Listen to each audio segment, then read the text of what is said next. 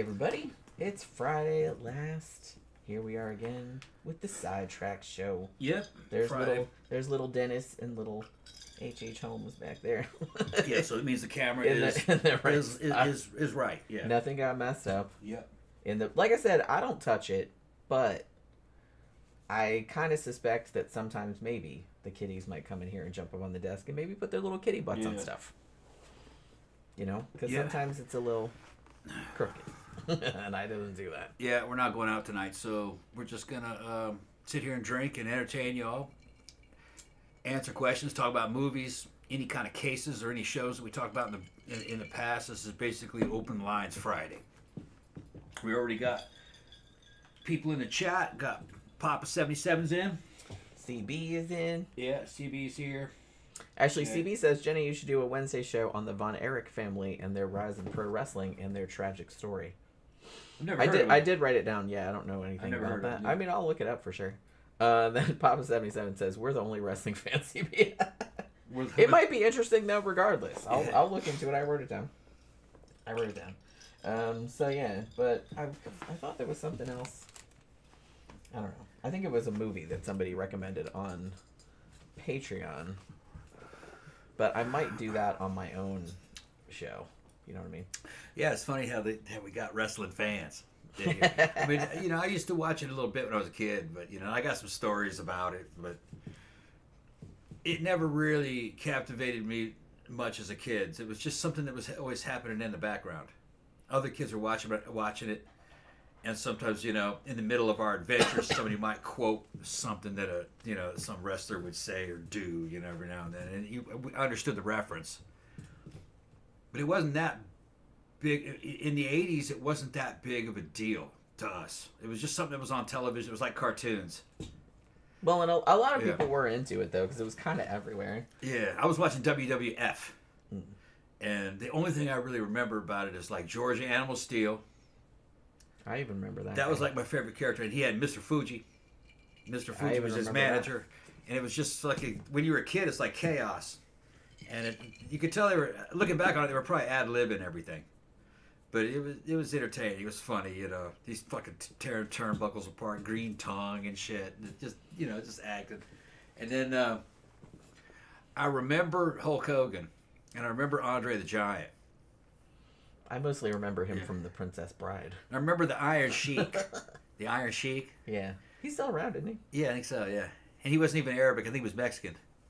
Yeah, I think he was. Yeah, and he pretended to be speaking Arabic. And that was like his character. Yeah. And then, I'm trying to think about. I remember Randy Macho Man Savage. I remember the Junkyard Dog. But I don't remember much about them. I just remember those characters and their names. Like I said, there was even action figures of them, and some of them were in commercials and stuff. And who was the one that was in the Snap Into a Slim Jim? Was that Randy Macho Man Savage? I think it was Macho Man Savage. Yeah, and I remember Roddy Piper. Yeah, but like I said, I mostly remember him because he was in movies. They Live. Yeah, They Live. And Hell Comes to Frogtown. Yeah, what was funny about Piper is that he could act. He was actually pretty good. Yeah. They Live. He did some good scenes in that movie he was kind of. You could take him serious as an actor, but he did regular '80s cornball shit. But that's what was called for in that movie. But there were times where he's kind of like depressed in the middle before he realizes the aliens are running the show, and it was kind of like a real dramatic role for a while. One of the longest fight scenes probably in fucking movie history between him and that fight scene is Keith hilarious. David. Yeah, I kind of just love that. It's one of those things, and I think I heard some of the MST3K guys talking about this too. It's because they've done a couple sketches where like the same thing will go on for like a really long time, and like it's funny at first, and then for like a stretch in the middle it's not funny anymore, but then the longer you do it, like it gets funny again. Yeah, and that's kind of what that fight scene is like. Yeah, I was a fan of Keith David, man. That started off with seeing him as in fucking The Thing, and he was just, to me, he was just an impressive character. That dude's so cool. Yeah, he has very a cool voice, and he's just like, he looked cool. Yeah, he just has a cool look. He just looked like just a fucking tough black dude who fucking, knew what the fuck was going on, and he would fight. Yeah, he was like an authority figure. Yeah, right, yeah. But he was going to tell you the truth. But it was kind of like practical street authority. Yeah. And that was kind of like why in that character, or in the movie The Thing, both him and Kurt Russell, I call him Russell, they survived till the very end. Or you guess it's them. You don't know if one of them was the Thing at that point. But over time, I did realize that out of the two, you're led to believe that Kurt Russell is real, that he's really who he is. And then it kind of hints that maybe Childs, that's what Keith David played. He played Childs. You thought that maybe he was the Thing because he had disappeared for a while, but he's not. He's human. And the tell, I think they were both human at the end. They were both human, I think. You could tell because after fucking what was his name? Fucking McGreedy gives Childs the whiskey. Childs turns out and looks at the burning camp and takes a swig, or maybe takes a swig first and then looks out, and you see glimmer, and then the fucking fire that was between them. His earring was still in. Yeah. And the Thing cannot copy an earring. Yeah, or tooth fillings. Or fillings or anything like that. Or anything like that. Or titanium hips. Yeah. But or any of that. My interpretation of that ending is that Russell fried him anyway. Just to be sure. Because I don't think he noticed the earring. Maybe not. And I think he believed that fucking Childs was the Thing. They were both going to die anyway. But I think he cooked fucking Childs to try to keep the spread of the contagion down. But this is how fucking crazy the Thing was. Russell was doing this shit like a boomer Vietnam veteran, that's what he was supposed to be playing. He was blowing this shit up with dynamite, blowing pieces of that fucking shit everywhere. And that shit would survive out in that fucking yeah, like snow. little pieces of it were still alive. Yeah, those little tiny fragments and little fucking cells and shit. He's blowing them up everywhere. That shit would all be in the snow. So they're like, woohoo, this is exactly what we wanted. Yeah. Yay. So he's preserving it. Yeah. But he was, that was the boomer macho man solution. Blow it that up. shit up. They were shooting it and blowing shit up. Shooting it didn't kill it. No. And blowing it up didn't kill it. You're just spreading it around. Yeah. But I didn't realize that when I was a kid watching it. And they never really make that plain in the fucking movie. But when you think about it, the scientist that killed himself, what's his name? Fucking the guy who burned himself up. Fuchs? Yeah. No, was his name Fuchs? I can't remember now. I think it might have been Fuchs. He burned himself alive before the Thing could get him. He gives it away right in that one scene where he tells McCready, he says, I think we should prepare our own food and we should only eat from cans. Because he's saying that fucking single-celled. Yeah, like you can't even see it. You just need a single cell. That thing could just scrape some of its skin off over a plate of food. And when you eat that, it's now inside you. So blowing it up just spreads it around. Yeah, it was a great movie, man. Well, like I said, and that's not even a plot hole because I think that's kind of like the insidiousness of that monster, if you want to call it that. Yeah. Is that the implication was that you couldn't stop it. If something like that came here, you wouldn't be able to stop it. Yeah, and the prequel's good too. Some people talk shit about the prequel because it had a lot of CG. When they first made the prequel, it had practical effects. And they covered it up with CG to try to make it like a more modern movie. Evidently, because it's HD, even good special effects are easy. Even good practical special effects are detectable. So they covered them up. But they ought to have a special release where you could see... But I mean, CG is also detectable. Yeah, that's detectable too. And it looks worse, in my opinion. I think so. The only good CG is CG that you don't realize is CG. Yeah. And that's hardly any of it. So... Out of the prequel, the only thing I didn't quite agree with, that didn't quite have continuity with the first thing, is that, for instance, you could chop somebody's hand off, and they would instantly fucking sprout legs and run off. And you could chop that fucking hand in half, or that arm in half, and two creatures would come out right before your eyes and run off. It was fast. Two of them, yeah. And it was fast. That wasn't happening in the first one. It took time for a body part to kind of sprout. Seconds, maybe close to a minute. Like it had to grow, you know. It needed biological energy to do that. It's rearranging its cells, you know. So it would take time. Things would have to grow, at least a few seconds, you know. But it was happening fast in the prequel. Remember, fucking that arm turned into like a centipede, and they chopped it with a fucking axe, and it broke into two, and then both halves instantly ran off. Again. Yeah, it was like both halves instantly ran off like centipedes. They turned into like centipedes. But it was both movies were really good though. Yeah, actually, we just rewatched the prequel, which I wish they'd called something. I wish they'd named it something else. Yeah, they just called it The Thing. For some reason, there's like they did that with like Scream Part 6 or Part 7 or whatever it was that came out. They just called it Scream again. You're trying to be clever. But it wasn't like a remake. I'm like, would you knock that off? It's like too confusing. Yeah. Stop it. But like at least give it like a kind of a parenthetical or like a little colon subtitle thing. Like just do that. But it explained a lot of stuff from the first movie. Like in the first movie, they showed. Remember, McCready brought back videotapes. And they played the videotapes and then put in thermite charges. And thermite's a real, you know, it's a demolition device. You have it in the army. It's powdered magnesium, basically. And it burns like fucking crazy, hot. And they used powdered magnesium to burn a hole in the ice to find the ship, evidently. But when they show the explosion in the videotape, but they don't actually show the ship, though. They just show the explosion. When in the thing, when they find the ship, it's a fucking big. It's at least 200 meters in diameter. I'd say probably close to 300 meters in diameter. And it's fucking 40, 50 feet deep, and it's totally uncovered in a fucking round. And the thermite wouldn't have done that. Well, they explained it. It wasn't the thermite that did that. The thermite did burn a hole, and they found it. But later on in the prequel, the alien turns the fucking ship on, and when it heats up, it burns that. Yeah. It burns it evaporates all the ice above it. But then they kill that monster, so the saucer never leaves. So that explained that pretty well, which that was a good touch. They really did try to kind of fill in all the stuff. Yeah. From the 1982 movie. Yeah, because to burn a perfect circle 300 meters in diameter, you need tons of thermite, and that they wouldn't have that out there on Antarctica. What would they need thermite for? Didn't make sense to me.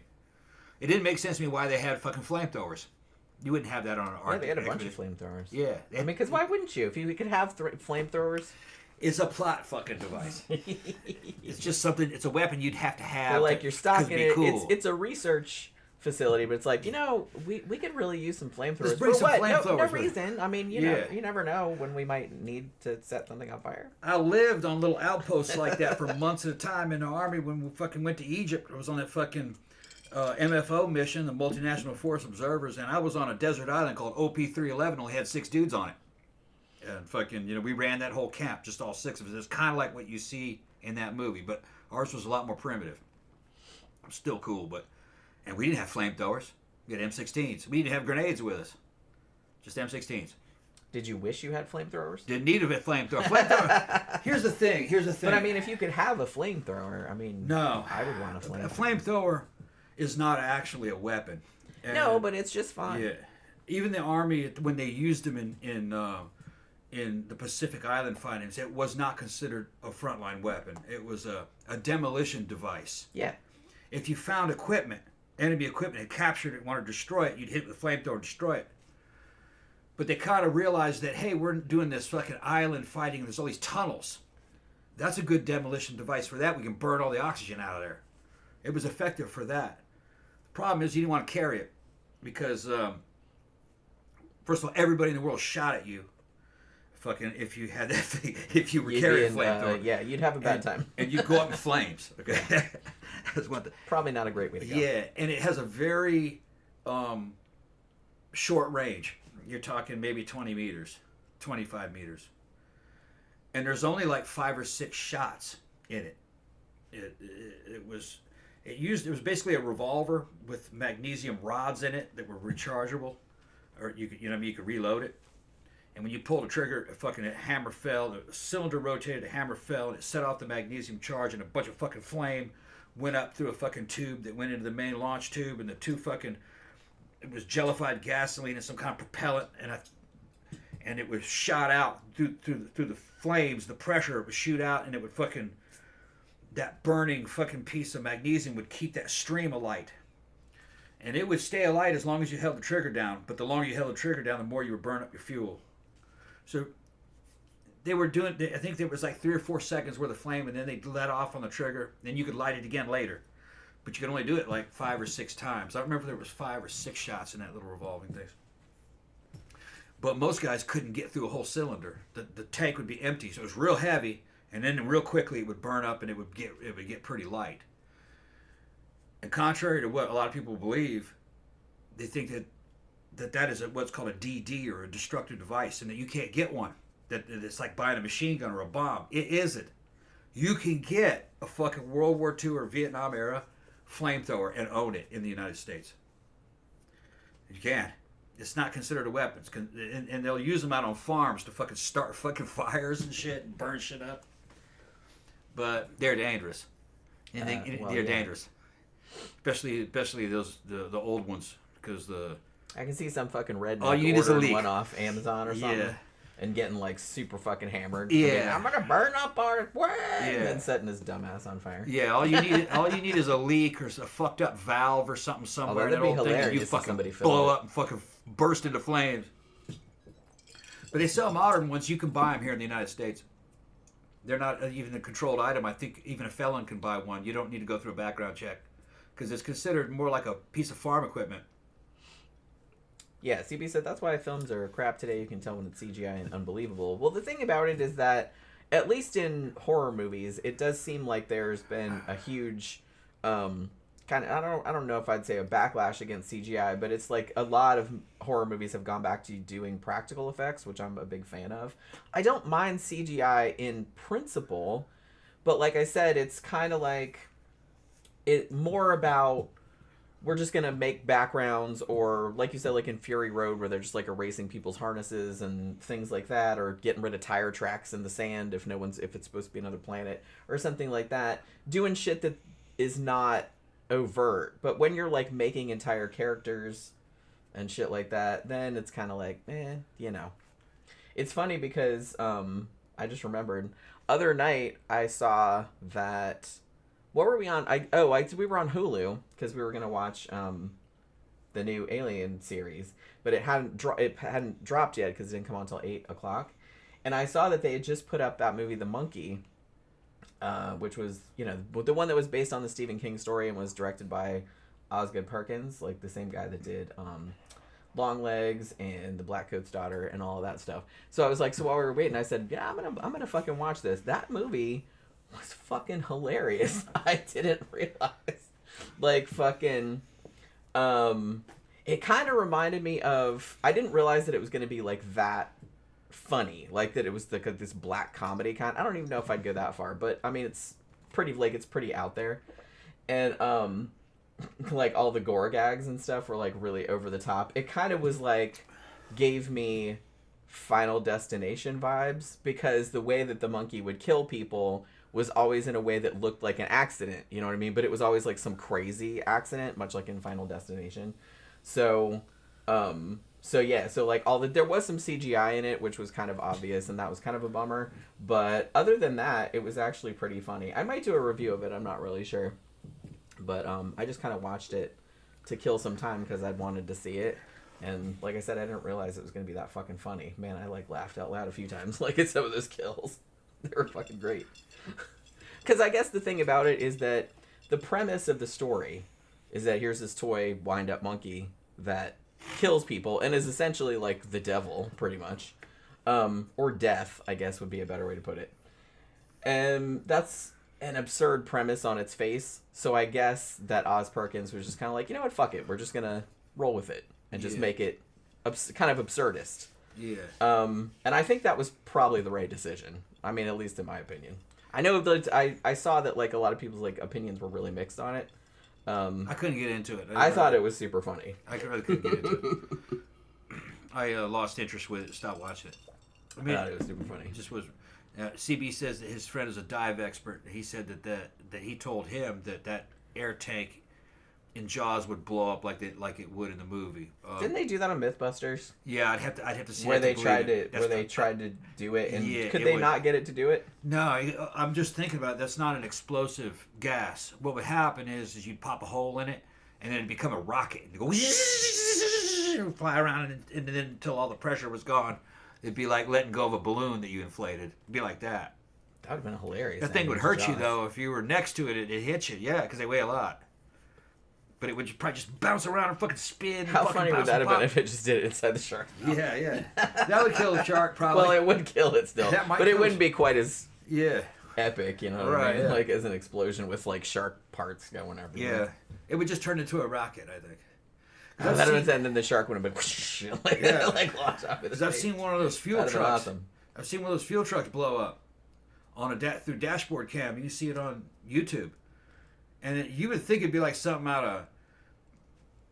You think it'd be a huge gasoline explosion like some Predator 1, boom, like a bomb, and that's not what happens at all. Back of it opened up, and a big fucking wall of flame came out and spread all over the ground, and the whole thing, boom, and then cars drove through it and everything. And the truck didn't blow up at all. It just back of the fucking container, the thing. It's the trailer. It opens. You can see it in a bunch. It looked like a liquid wave of fire came out of there. But it wasn't really an explosion. You heard the microphone picks up like a thud. Yeah, but there wasn't much of a shock wave or anything. And the cars went through it, and it looked like the fucking truck was starting to go into like the left-hand emergency lane on the freeways where it happened. And it wouldn't have killed the driver. But I don't know what it was though. I think it might have been propane. Because if it's pressurized, it's kind of liquid, but it would burn and evaporate up pretty quick. Wouldn't really explode like a high explosive. It's a big difference. The burning rate's a lot less than a high explosive. Even TNT, which isn't quite a high explosive, I don't think that's characterized as a high explosive, but even that fucking goes off. Yeah, I just said that would be funny if the Jaws sharks started flying around in the air. Somebody should make that. Like, somebody that can do CGI should just make a new ending where you go, "Smile, you son of a bitch," and then the shark goes, Yeah. And then it hits the airplane like in Sharknado. Depending on how much thrust it had, it might be fucking turning and twisting and bouncing around inside that shark's mouth, busting all its teeth out and fucking breaking bones. But I don't know. I don't know how much thrust it would actually produce coming out of a hole. It might not produce enough thrust other than make it spin on the ground. Because I think you're right. Shark starts spinning in the water. Yeah, because I think Mythbusters did do that, and I think I saw that episode, and I think that's all it did. Yeah, they couldn't get it. They really wanted it to blow up, and I think they never got it to blow up. I've seen guys shooting fucking propane, the little small propane bottles that you use for your grill, and it goes up, but not as good as a fucking true high explosive. See, a high explosive, the burning rate's extremely high. It's too high to even launch a bullet. That's not what's inside of, say, like a rifle cartridge or a cannon cartridge. If you put plastic explosive in the breech of a fucking rifle, let's say, and fucking pull the trigger, and there was a way for it to ignite, the gun would blow up, and it would be like splinters on the other end. It's not pushing. Just like in a fucking boom, in a Looney Tunes It cartoon. could probably kill you. Turn your face all black like Daffy Duck. Yeah, it would be a bomb. And it's because the burning rate's far faster than gunpowder. It doesn't push things like gunpowder's a push, like a rocket fuel, pushing that bullet down the barrel. High explosive burns so fast it just shatters, and then metal fragments come flying out of explosive. It's fucking probably 10 times the burning rate. Pressure spike, huge. Just the shockwave kills you through most of those high explosives. It's not fragments can kill you. That helps. That'll go further than the shockwave. But if a big high explosive lands next to you, say like a 200-pound bomb, the shockwave goes out fucking hundreds of meters, and that alone's like getting hit with a baseball bat, kill you. Yeah, nasty shit. Gramther says, Spinal Tap 2 comes out next month. Musty movie or old wankers LARPing as rock stars? I mean, Probably old wankers. Why not both? Yeah. Could be both. I don't know. I really like the first Spinal Tap. I don't know. I might check it out at some point. Klaus is in. He says he's not very drunk because he's driving the car. All right. Not very drunk. I gotta pee. All right. Again. I got started before the show, like drinking. Yeah.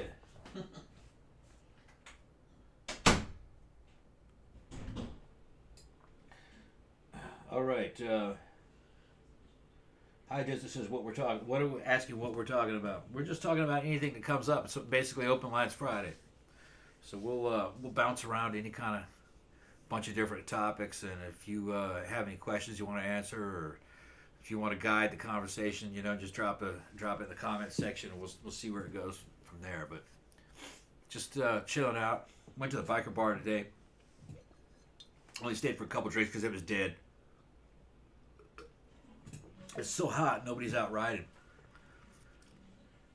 It's, 97, 98 degrees, 100% humidity. It's fucking miserable out there. It's like a fucking...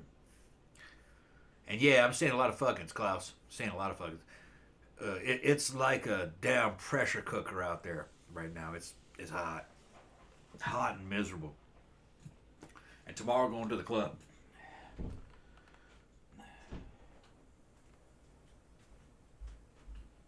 What happened? TB saying the Mythbusters used the wrong tank. Oh, okay. Maybe they didn't. Maybe. Like I remember, it's been a long time since I've seen that episode. It would be, with something like compressed air, it would be real hard to get that compressed air escaping from a bullet hole to actually shatter that tank. It wouldn't shatter it, it would become like a rocket. Or it would just rip open a bigger hole. Maybe, I don't know, size of your fist, maybe. And when that happens, all the pressure is quickly relieved. The same thing can happen when you're making an explosive device. If it's too big and you say you have the ignition source is on the end of it, like it's a big pipe bomb or some shit like that, one end of it will explode, but then when it is, it's now open, it's no longer contained, and then the other end of it just kind of burns. So because you have to set it all off at once.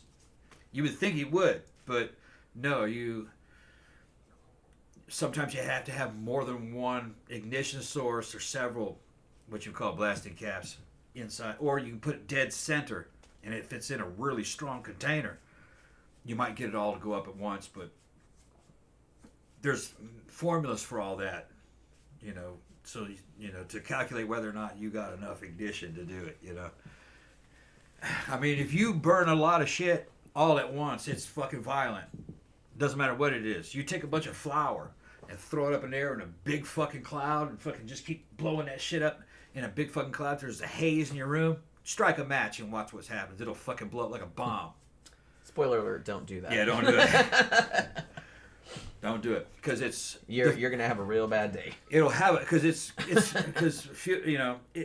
like wood, but it's small, and now you've spread it into the air, and the fuel air ratio is enough. There's enough air to burn all that fuel at once, so it's like taking a pound of wood and burning all of it in a tenth of a second. It's going to be an explosion. Mm-hmm. It happens. Yeah, that's why flour mills will blow up. Yeah, happens quite a bit. You wouldn't think it would, but it does. For some reason, the Mythbusters episode I remember the best, I don't know why, was when they tried to test the myth, you can't polish a turd. But it turns out you can if it's dry. Polish a turd. Yeah. They absolutely did. Yeah. I don't remember it wasn't human turds, I don't think. It wasn't pretty. Well, no, because they made it turd. into like a sphere. Yeah. And they did actually polish it, and then I was kind of impressed. It was gross as shit, but you know what I mean. Haida says, thinking about whether I should go out tonight. It's 93 here. Yeah. Yeah, it was today. I think it got up to 94, 95, but then the heat index was 105. I think it said on my map. And Tom went out on his motorcycle today. He went to the biker bar. He said he went Wednesday and he went today, and he's like, man, nobody's there. Yeah, nobody's It's too fucking hot, to ride around. And I don't think, Oasis doesn't have good AC, does it?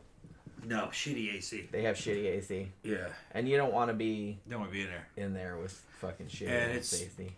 Daytime, if the bikers aren't there, it's going to be fucking drunk fucking dudes in their 50s and 60s and some of them in their 70s. Day drinking. And if they play any music on the jukebox, it's got to be fucking country. Yeah. And if you put anything decent on there, they're going to complain. Yeah. Yeah. Because they're babies like that. Yeah. What kind of music is this? Yeah. All that new music. You're like, dude, this is from '94. You know. But or like some of it, even if you play 80s shit, they'll be like, this is new. I'm like, this is like from when I was in junior high school, and that was a very long time. Yeah, they'll put the most atrocious shit on there. Honestly, I'm pretty open-minded when it comes to music, but holy shit, I like old country music. Yeah. I like Johnny Cash and Hank Williams, and I like stuff like that. But new country music can suck my fucking taint. That shit is awful. Especially when they mix it with rap. It's fucking terrible. I never really heard much of that, but it's like I had a guy I used to work with who he actually liked all different kinds of music, and he would play different playlists like every day. Like some days it would be like, hey, he's doing The Cure and Depeche Mode today, and today he's doing show tunes, and tomorrow so he had like a million different playlists. But every now and then he would do the new country playlist, and that was always the worst day because all of those songs were fucking insufferable. Yeah. And like the lyrics are insufferable. It's just ugh. Yeah. They're awful. Yeah, they had one dude in there today. He thought he was gonna be real wild and real fucking avant-garde by playing fucking Metallica. And he played fucking Master of Puppets. Oh my god, Metallica, and he's like, yeah, this is Metallica. And I'm going like, yeah. So edgy. Master of the Puppets, goddamn. Yeah. So fucking edgy. So tired. He's getting way outside his comfort zone, I guess. Yeah. People's comfort zones are very, very small, surprisingly. It's weird because I don't really think about it. I was thinking about this, funnily enough, on Wednesday night's show when we were talking about Trail of Tears, and I think Klaus was kind of like poking fun at Tom a little bit for saying fucking like all the time. But I do that too, and it's like, I guess I don't think about it, or it doesn't occur to me. Klaus doesn't speak fluent redneck like we do. Well, yeah, and I thought it was funny too, because I realized it when we were at Disney. We went to Disney with my mom and all my siblings and stuff, and me and Tom were like waiting for some show or something like that, and we're just talking like we regularly talking fucking this and fucking that and fucking then my mom's like, there are children here. You know what I mean? And I'm like, oh yeah. Probably we should stop doing that. Oh, yeah. But I was like, fuck those kids. My high school I'm sure they've heard a lot worse. There's a guy in the comment section with the screen name of fucking Grampter's Hammer. We went to high school together. We were in a drama program, and he ended up being a cop. He's retired now. And read what he says right there. It's a good question. Yeah, I was just going to read it. Gareth says, question, my 14-year-old daughter's friends have gone goth, clothing, makeup, etc. And she's contemplating joining. Like you got to sign up for the shit. Yeah, there's like a subscription fee. There's all kind of stuff. No, just kidding. Any advice for the upcoming generation on what to expect when you cross the goth Rubicon? I really like that turn of phrase. Goth isn't understood by people 100%. The aesthetic is important, but honestly the music is more important. The aesthetic came out of the music. Yeah. And I kind of feel like I'm glad that a lot of younger people seem to be into the look, and like a lot of them can do it really well. Like we see some kids like in their 20s like at the club and stuff like that, and they look fantastic. Yeah. You know what I mean? Because they have access to shit that we didn't have access to back then, so they can like look really cool. Yeah, they're looking fantastic, but it's like the fantastic celebrity 1982 style. Yeah. They can get everything to do that. And like, I was like, they look just like Johnny Sled, like from from Specimen, like from way back in the day. And it's just kind of like... And you go back and actually look at 1982 and you go, man, that shit looked cheap as shit compared to what you have now. Because it was. Like I said, you couldn't get it. You couldn't get it. And when you could get it, a lot of the shit was homemade. And it doesn't look anywhere as good as the shit that you could... And the shit that wasn't homemade was expensive. And it still didn't look that good. Yeah. Like I said, the first time I bought like a for real corset, it was like over $300. Yeah. First time I saw the goth look, I didn't know what it was. And it was Billy Idol's White Wedding album. The White Wedding video. Remember all the people all the people in the church for the wedding. Some of them look goth. Yeah. Billy looks pretty goth for the time, but it's really a play on rockabilly and motorcycle and punk rock. Yeah, there's kind of a lot of overlap. Yeah, there's a lot of overlap. There was back then. There kind of still is, but yeah. So, but what to expect is this: the real goth subculture is in clubs. That's where it is. It's not really in high school. They could do it, but they don't really know what it is until they're in a club. Until you can like get out into the real world and like interact with. So they're just picking up the aesthetic and maybe the music. It's weird because I kind of feel like a lot of people that get into goth, including me, are real introverted. Yeah. But the thing about it is that you can't really... I mean, you can do it, obviously, and just, like, never go anywhere. But to get kind of the full experience, you kind of have to go out into the scene. Yeah. And, like, interact with other people. And each place is different. Because it's different if you just sit in your room and do it. Yeah. You know what I mean? When I was going to, like, City Club or fucking The Shelter in downtown Detroit, that was kind of like my early goth days. And in those days, that was like late 80s. It was really cool. I don't know what it's like now. I don't know how educated those kids are. They're probably listening to the right music. You know, well, probably all right. I have noted that the ones that we see that are younger, they know a lot of the old shit. They know like some new shit too, but there's a lot of really good new shit that sounds a lot like the old shit, to be honest with you. There's a lot of new goth bands and new goth adjacent bands. So they're listening to that, but they're listening to old shit too, because when we do the goth night, you know, once a month at Barbarella or whatever, the old shit brings everybody. Young people, old people, everybody dances. The new shit is kind of like, some people dance. But like the old, everybody comes out. Yeah. Everybody knows that shit. Yeah, and as far as like, when she's old enough to get into clubs, they're actually some of the safer clubs that's out there. Yeah, I wouldn't worry They're not really meat markets or anything. They're not really drug motivated. No. There used to be drugs in them in the 80s and parts of the 90s, but that kind of got... It wasn't the main focus. The main thing, It was kind of on the periphery, though. Yeah. I never really got into that, and like most people I know didn't. But tell her this: the main complaint that she has to watch out for, the main thing she has to watch out for, as a goth female, new and in the club, is chances are there aren't any guys in there that she'd be interested in. A lot of the younger guys, if they look good, if they're good looking, they're taken, because. Pretty much always. Yeah, the dudes are fucking outnumbered fucking 5-1. Easy. And if he's a desirable dude, he's got 3 or 4 fucking hotties. Gunning for him. So, it's real easy for these girls to get fucking stuck with like the leftovers. And that's going to be a guy who's overweight. Or he's cool, he looks good, but he's gay. So he won't go out with her. So they tend to complain there's not enough men. Some of the guys that are in there are actually dudes that are not from the goth scene. It's a regular dude that a goth girl started dating and has a relationship with, and she's bringing him. Yeah. And he's starting to kind of adapt to it. Yeah. All right. Which, in a way, I was kind of like that. Coming out of the Army, I didn't have any of my old clothes like I had in Detroit. And was started to hang out with Stephanie. That was like one of my first girlfriends coming out of the Army. I was living with her. And she was taking me to Man Raid in Boston. And I was seeing what they were wearing. And I was like, oh man, I got to get a fucking wardrobe together. And we broke up, but I kept going there. Yeah. So I kept, so it was like, so in a way I was kind of like that. Because when I was gone from the Army, I didn't really think about it for 4 years. I didn't really think about the scene that much. Well, you had other things. And it was other things. And then when I got back, things had changed a lot. Yeah. It had gotten a lot more expensive and more sophisticated. And I was in Boston.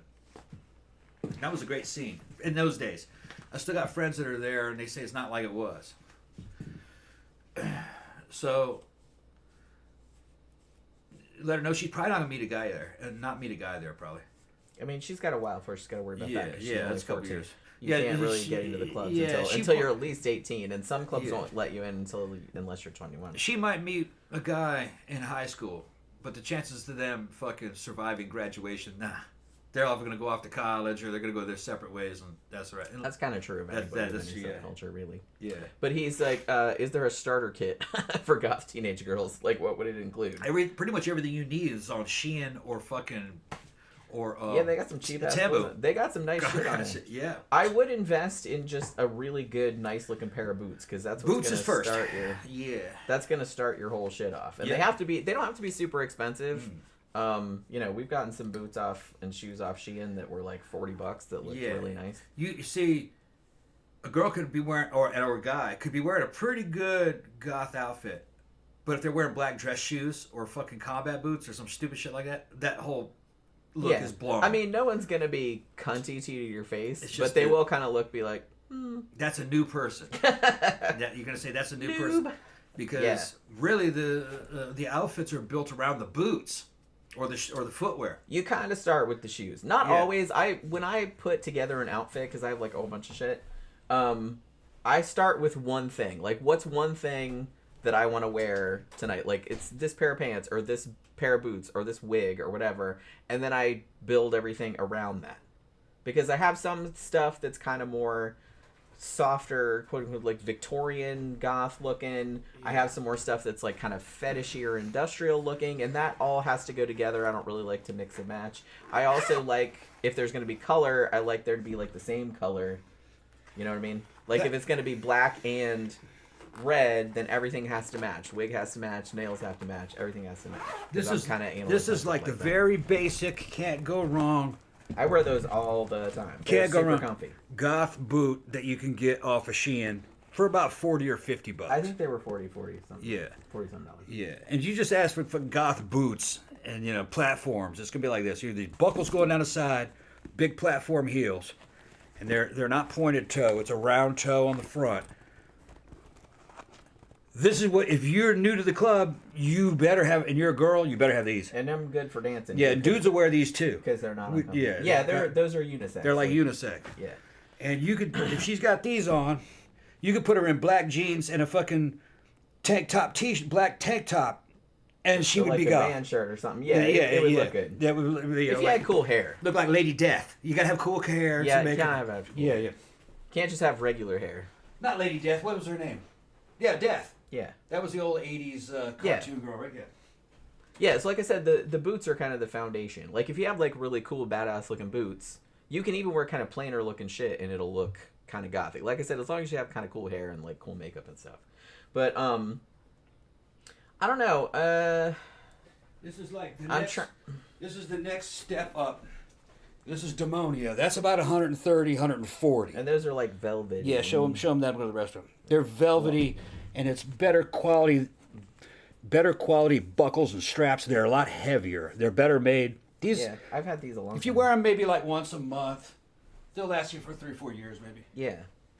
And like I said, because they're velvety, I tend to wear these with more kind of old school, like more Victorian-ish sort of outfits because they're velvet. Like I said, if I wear those other ones, then I usually wear something that's more industrial or fetishy or sleek or...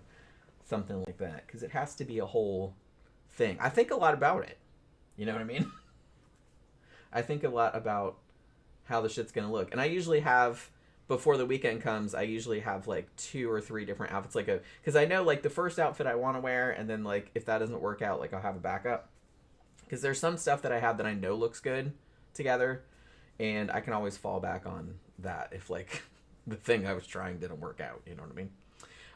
We got a super chat of 20. I'm guessing that's Norwegian.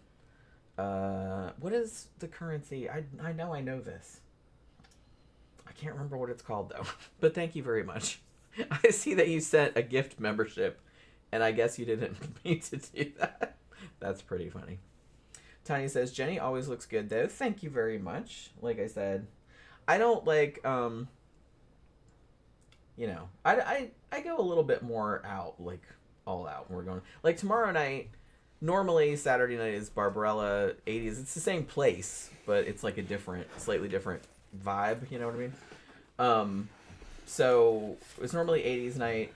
So I usually goth out for it, which a lot of people do, but not as much as, so tomorrow night is Memento Mori, so I usually go a little bit more revealing with that. Yeah. I might wear the see-through pants. So Grafter's like Demonia. That's the name of that brand. That's mid-range. That's good. This is top of the line. They make men and women's boots. This brand here is called New Rock, and these are expensive. These are about $350 for a pair. But they last long. They last forever. They'll probably like last until you die. Yeah, I have a pair that's over 20 years old of shoes, and it's real cowhide. They're handmade in Spain. These are really good, and they can be repaired if anything goes wrong. You can send these to a damn shoe shop. I think this pair is at least 6-7 years old. But it's all cowhide, so it's heavy. They last a long time. Look at it. They got metal fucking shit on the bottom, steel toes. They used to have a steel heel, but it fucking busted off. Some guys will fucking rivet new ones on. I like it better like that, actually. We got another super chat. I'm back. I decided to use YouTube to post my TikToks. Okay. Klaus says that's $100. Is it? What's $100? Holy crap. Well, he sent us a super chat, but it was in like the Norwegian. Well, goodness. Thank you very much. What the fuck am I doing? I thought you said you weren't drunk, Klaus. Who sent that? Klaus did. Klaus did. Thanks, Klaus. Thank you very much. Yeah, if it's over 100, I think the super chat is red. Well, there's like, yeah, because it's in a different currency. Was it so, red? Like I said, so I wasn't sure. So it was like blue. I'm not real sure. Yeah, CB said my girlfriend has boots like the ones Jenny was holding. Her feet are small, or smell bad every time she puts them on. Graham just said, what bands should I have on the kitchen iPad? Cure and Depeche Mode, Psychedelic Furs. Please don't say 9 Inch Nails. Who's this? You don't, Graham, you don't have to do 9 Inch Nails. Yeah, that's not really I don't mind 9 Inch Nails, that's not but I mean that's kind of like I call them like back in the day I used to call them one of the primer bands because a lot of normies listen to them too. You want to show her Switchblade Symphony? That's a goth band. What would be another? I mean, a lot of good 80s, like, dark wave shit. Yeah. I really like, Joy Division, a lot of kids seem to like that. Bauhaus, I like Alien Sex Fiend, although that's a little bit out there. Yeah, and that's post-punk, though, a lot of what you I like, listen to it, but I like a lot of post-punk, honestly. Yeah, that's post-punk. When you're talking about Killing Joke, that kind a of real stuff. goth band, I would fucking say Switchblade Symphony. And that's 90s. That's they're 90s. They're a very 90s. 90s, yeah. They kind of encapsulate the 90s goth sound to me.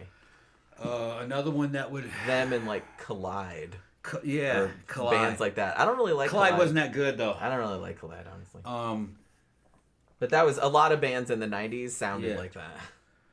And you see, I would say Susie, but the thing is that you don't know what album because they show it. Yeah, they were all over the place. Ton. I mean, Tinderbox is my favorite. Yeah.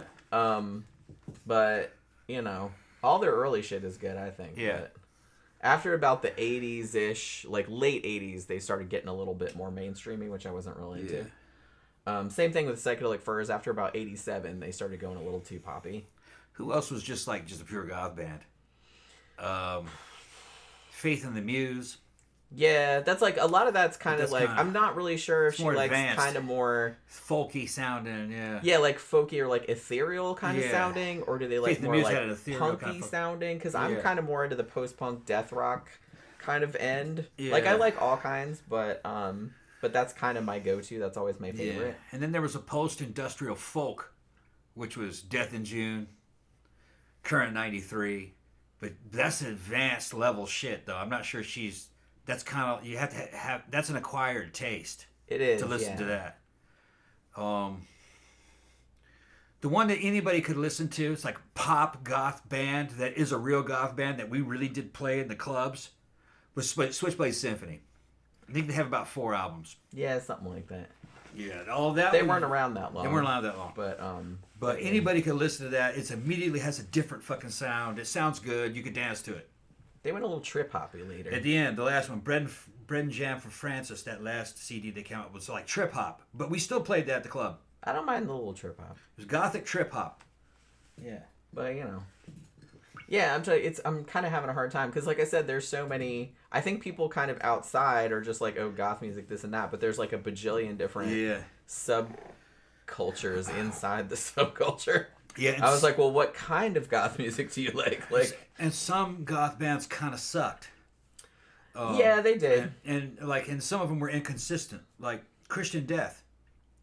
There were 2 Christian Deaths. One of them was headed by Roz Williams, and another one was headed by Valor. They worked together for a while, but then Roz left and went solo, and then Valor became the vocalist, and then Roz Williams committed suicide. Roz Williams killed himself. But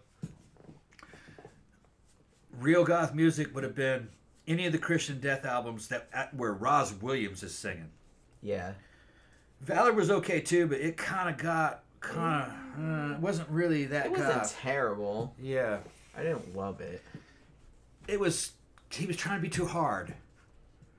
Fucking Roz Williams sounded like a very spooky David Bowie. Yeah, and they did a cover of that David Bowie song. Time. Yeah, he did a lot of. He liked it. He sounds like David Bowie, like a gothic David Bowie. Well, that's the thing. Like a lot of guys, well, Bauhaus is the most obvious example, but it's just kind of like we're real into Bowie. Holy crap! Thing is, you can't give Bauhaus to a modern 13 or 14-year-old girl. I don't think they'd understand the context. Maybe they would, but it's. Bauhaus are a little weird. It's just I can't. It's goth, but some of it's reggae, and I'm not sure they understand why reggae would be in there. That has a lot to do with England. Yeah, I mean, if you're 14. Yeah. Yeah, some of their shit, particularly their second album, Mask. That was good, yeah. Was kind of like... pretty dark. Which is my favorite album of theirs. Yeah, me too. But man, like, some of it was like super goth, but then some of it was almost like funk, and some of it was like reggae, but also kind of spooky at the same time. But it all like worked, you know? If I could only give her one Bauhaus album, it would be that double album that was... all their shit from late 70s to 80s. Yeah, I had that just on that brown one with the fucking. It was just called Bauhaus, and they had dates. Well, it's black and white. It was like black on because it was a gatefold. Like it was black on one side and then was. I don't white remember on it being side. black and white though. I remember it being fucking gold and brown. No, it was black on one side and white on the. I have it. Yeah. And then it was gold. It had the gold like embossed symbol on the front, and it was. There may have been more than one release because the one I remember. Maybe. It was the one I have is black and white. It was a dark brown album, and then the symbol, the Bauhaus symbol with the face. I remember it being in gold. Yeah, it was. It is. You opened it up, and it was two, and there was something. I thought it was dark brown and gold. It might be over here, but I can't remember. But I think there might have been more than one release of that shit. Maybe.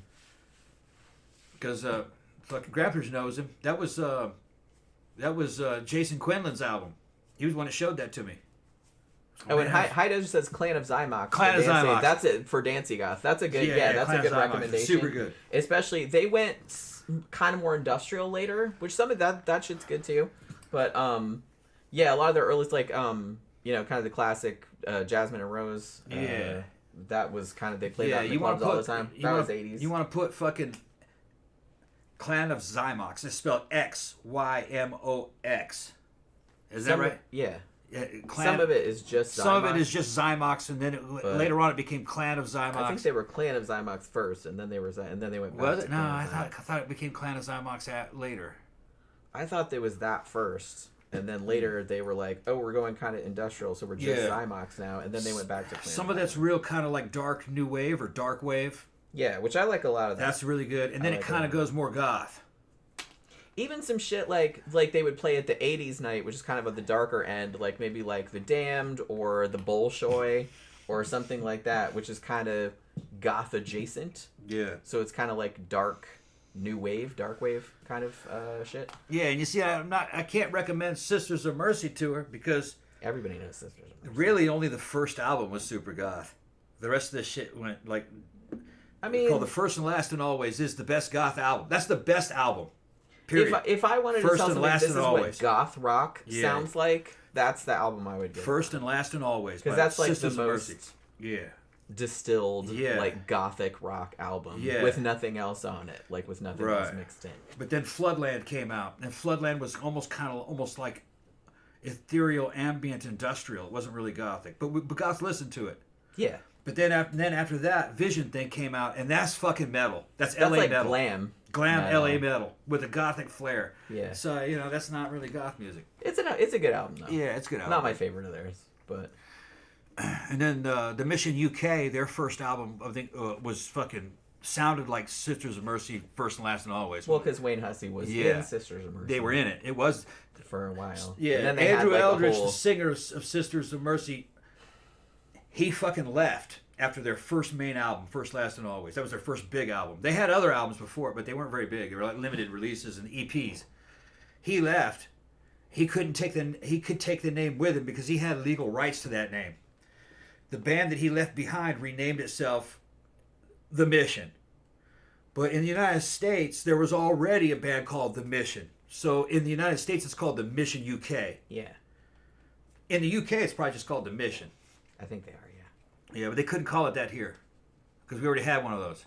We already have one. And they had a lot of good albums, but it kind of sounded like really dark U2. They do sound a bit like, and they sounded more like U2 as time went on. Yeah, they started sounding more like, and God's Own Medicine was a great album, but it was kind of like you were listening to a really good gothic U2 album. Yeah. But the first one, I think, what was their first one? It was a white album with a fucking red, fucking like Celtic knot, if I remember, a black or red Celtic knot design on it. The name of that thing. It's called, that's a good one. And it's kind of folky goth rock. Spooky sounding. Let me see if I can find what the name of that fucking... I know there's said Swans would be an acquired taste too. Oh, big time. Swans are acquired taste. Some of it's just noise. I would say of all the bands that I listen to, they are probably them and maybe The Fall. Although The Fall has some more accessible stuff. Swans has accessible stuff too, but some of their shit, you just put it on, you're like, what the fuck is this? You know what I mean? It's that kind of shit. I love them though. I don't know what the deal is, but they were kind of all over the map also. Yeah. But again, they're kind of more like, I kind of put them, a lot of goths listen to the Swans. Yeah. But I don't even know. They kind of came out of that whole New York City no wave scene that was like Lydia Lunch and Teenage Jesus and the Jerks and what's that other, and maybe even shit like Fetus and stuff like that. The first Mission album was called The Mission. What the fuck? The Mission. What the fuck, man? It was called That's not. I was trying to show what the album cover looked like, and they took the album cover away. Hold on. The First Chapter. Okay. Is what, and it was what the name of the album is. I could recommend that. That's what it looks like. Yeah, that's right. I remember that. Yeah. I didn't have that. And then First and Last and Always from Sisters of Mercy. That's goth rock. Really good. Man, you did all kind of weird shit. Yeah. Sticking that in the camera. Yeah. Well, it was white. Let me see if I can fix it. It'll come back. No, it won't. I don't think. Oh, I can't fix it while it's running. Shit. Well. All right. I'm gonna go make a drink. I guess. Yeah. Go ahead. Yeah. Right. Don't use up all the ice because I gotta make one too. Use about half the ice.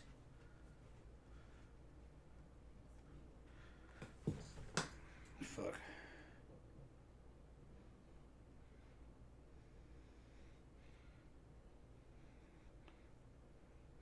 All right. This album right here.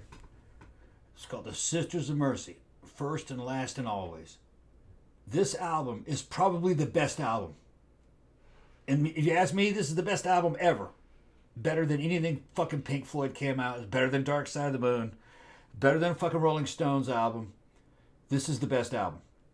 I've actually told on this show that this album is the best album.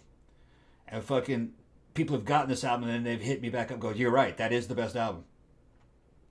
And they only did it once. Andrew left after that, and the sound he never regained that sound. And The Mission didn't quite have this sound. This is an excellent album. You can put it in your car and just play it on repeat forever. Every fucking song is good. And it's a rock album. But it's just kind of got this really good lyrics. It's the best album. That's really good lyrics, really good fucking tone to it. And it's kind of like outside of time. I could place it in time because I remember when it was kind of new, I was listening to it. But other people who didn't hear it back in the day go, "Oh man, you could this. When was this from?" Yeah. Some of the Joy Division albums are like that, but this one's just even more so. It's kind of like outside of time and space. and it's just got master lyrics in it, And it's like, man, this must be like an 80-year-old man fucking saying all this shit. He's just wise as shit. No, it's more like a fucking 22-year-old guy. Oh, Joy Division, yeah. No, fucking Sisters of Mercy was like that too. Yeah. Andrew Eldridge, I think, did most of those lyrics, and and Wayne Hussey. They were in their mid-20s, I think. Yeah. But it just doesn't sound like young guys talking about life and the world, and the world keeps turning, people cold and people burning, just fucking weird shit, Daniel says, I love the tune More from Sisters, and the video is cool with those hot backup singers. That's a great dance song too. I like when they play that More's at the club. Honestly, like, because they still, to this day, they still play it. Will play, more often they'll play This Corrosion or Lucretia My Reflection. Yeah. And I just, don't get me wrong, I still love those songs, but holy crap, man, it's like we've been hearing those for like 30 years now. And that's not the best Sisters. The best Sisters of Mercy is actually even older, man. Alice. Oh my god, I love Alice. Alice is fucking That's good. a great fucking song. That song is fucking great, man. It's been covered a few times. Yeah, the problem with Alice is that it wasn't recorded very well. I think it's probably recorded. That was one of their old songs. I think it's recorded like maybe on an 8-track. Yeah, so it still sounds kind of ass. You can't play it in a nightclub because it's imperfection. It needs to be remastered. It needs to be remastered. Has it? I mean, you'd think that somebody would have remastered that by now. And then another fucking one with the Sisters of Mercy song was fucking epic. Was called Emma. That was a cover. It was a cover. Yeah, of a Hot Chocolate song. Yeah, of all things. Man, it's like, and that was like a little EP that they did, or it was a single on something. I love. Every time I hear that, because I have it on my Spotify. Every time that comes on, because it's a sad song, you know what I mean? It's like there's a suicide in it and shit like that. And it's like every time, it's just, I don't know, man. It gives me fucking goosebumps. Like, I don't know. It's just one of those fucking songs. They do some great covers. Yeah, they did Emma. They did Jolene. They did a really good cover of Jolene, the Dolly Parton song. And but it's straight. Like they didn't. It's not jokey or anything. Although it's kind of jokey, but maybe just in a really ironic sort of way. And I think they covered a Stooges song, 1969, I think, if I'm remembering correctly. But yeah. Yeah, I just said First and Last and Always is my all-time favorite album. It just all hangs together, like, really well. I don't know, like, man, if somebody asked me to, like, fucking pick my favorite album of all time, I don't know if I could fucking do that. There's just too many. It's almost kind of like ask me to pick my favorite movie of all time. It's like, well, what kind of movie? I don't know. I have a lot of different favorite ones. Like if somebody held a gun to my head and said I'm gonna shoot you, blow your brains out if you don't like pick a fucking favorite album of all time. Probably Closer, Joy Division. I mean, that's the one I've listened to the most, and that's the one that I always want to listen to like all the way through, because it's just like a whole experience, and it's one that's kind of outside of time, and it kind of makes you feel like you're outside of time. I know it's like a weird thing to say, but it's I read a long time ago, and I still remember this. I read an article, somebody was talking about that album, and they said this is a great album to listen to with like no other sensory input. They're like, so if you go in your room and like just black out all the curtains, it's like no other sound, just put a thing over your eyes and everything like that, and just lay down and listen to it like on a good sound system. And holy crap, I did that one time just because somebody said, and it was like, wow, it was like so cool, because that album is just so, what's the word I'm looking for? It just has this big, hollow, empty, wintry sort of sound to it, and it's just kind of like, I don't know, man, it just like puts you inside it. It's crazy. But yeah, I've only done that the one time, but yeah, I still remember that experience. You know what I mean? Victor says, I remember the first CD I bought with my own money was Live Throwing Copper. That was a great album, actually. I had that. But the first CD I bought with my own money, I remember all of the mediums.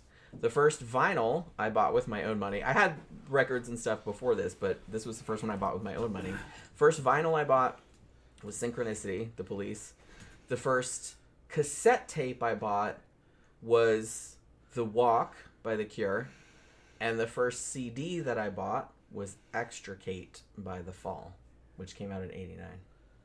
But I think it was a year or two old when I bought it, maybe. Because I didn't have a CD player until a couple years after. Because I was Poe. So I didn't have a CD player until a couple years after everybody else had one. Papa said the first CD I bought was Master of Puppets. Yeah. That's just funny. I just remember all that fucking shit. CB said the most albums I have are Dokken albums. Dokken. Oracle says Jolene is the song that everybody loves. Yeah, even if you Jolene's hate good. country music. Yeah. Yeah, there was another. Jolene. I know because I said Sisters did a funny cover. Yeah, of that. yeah. Well, who what were they called? Strawberry Switchblade. They did a cover of it too. Yeah. Because they play that at Mannequins every now and then. Yeah, Strawberry Switchblade was a Scottish goth band that had a Scottish goth chick named fucking Rose McDowell, and she was cute little thing. And this is what the Sisters of Mercy That looked was like. Strawberry Switchblade. And look, yeah, she was in Strawberry Switchblade. That is right outside Grampers. Look, Detroit's finest fucking theaters. That's right outside. Not St. Andrews Hall, the other one. Fuck, man. We used to go there all the time, remember? Oh, shit. Not Pine Knob Theater. It was the theater. What was the name of that fucking theater? Downtown Detroit. Man, go ahead, keep talking. Victor says, I had Green Day Dookie on cassette, but my parents got it for me. I never bought that. See, I had their first... Was it their first album? Or their second one called Kerplunk? Yeah. I had that one. They were pretty good. I saw them live one time at some college somewhere. Like, before they got real big. They were pretty good. It was them and Operation Ivy, I think. That's Rose McDowell, the girl she was just talking about. She was in Strawberry Switchblade also. You didn't know she was in Strawberry Switchblade? I just forgot. I was thinking about something else. Yeah. She was in Strawberry Switchblade. I was thinking about something else. She was old. That's her in her Strawberry Switchblade outfit. Oh, yeah, that's right. Forgot about that. Yeah, and the Strawberry Switchblade was actually made for Japan. I think they only had maybe one or two albums. It didn't sell. But it was supposed to be kind of like a female pop band that they made. And that's it. Strawberry Switchblade. And it didn't work, and the music isn't very good. But Switchblade Symphony picked up from them and actually did it right. Even though they don't really, those two bands don't. They don't sound anything alike. They don't really sound anything alike. But Switchblade Symphony is homaging Strawberry Switchblade. Grabster says, in Trenton, everyone listened to Van Halen or Iron Maiden. Nothing else was allowed. Yeah. Yeah, pretty much. What was the name of the theater, dude? He said State Theater. State Theater. No, not State Theater. The other one. Smaller. Okay, I don't know. Fuck, what was it called? Well, I don't know, Dylan. I don't remember. Oracle says there's a variation of Jolene with the lyrics changed just enough to make it about a Lovecraftian abomination. Oh my god, I'm gonna have to look that up. I'm gonna write that down because I'm writing down Jolene Lovecraft. I'm gonna look that up. Because now I have to know. CB said the first album I bought by myself was Cannibal Corpse, Butchered at Birth. My mom took it back to the shop and told the guy off for selling it to a 13-year-old. Yeah. It was here, the Majestic Theater. That's where Sister Mercy played. You don't remember the Majestic? They had a bar there and everything. Majestic Theater.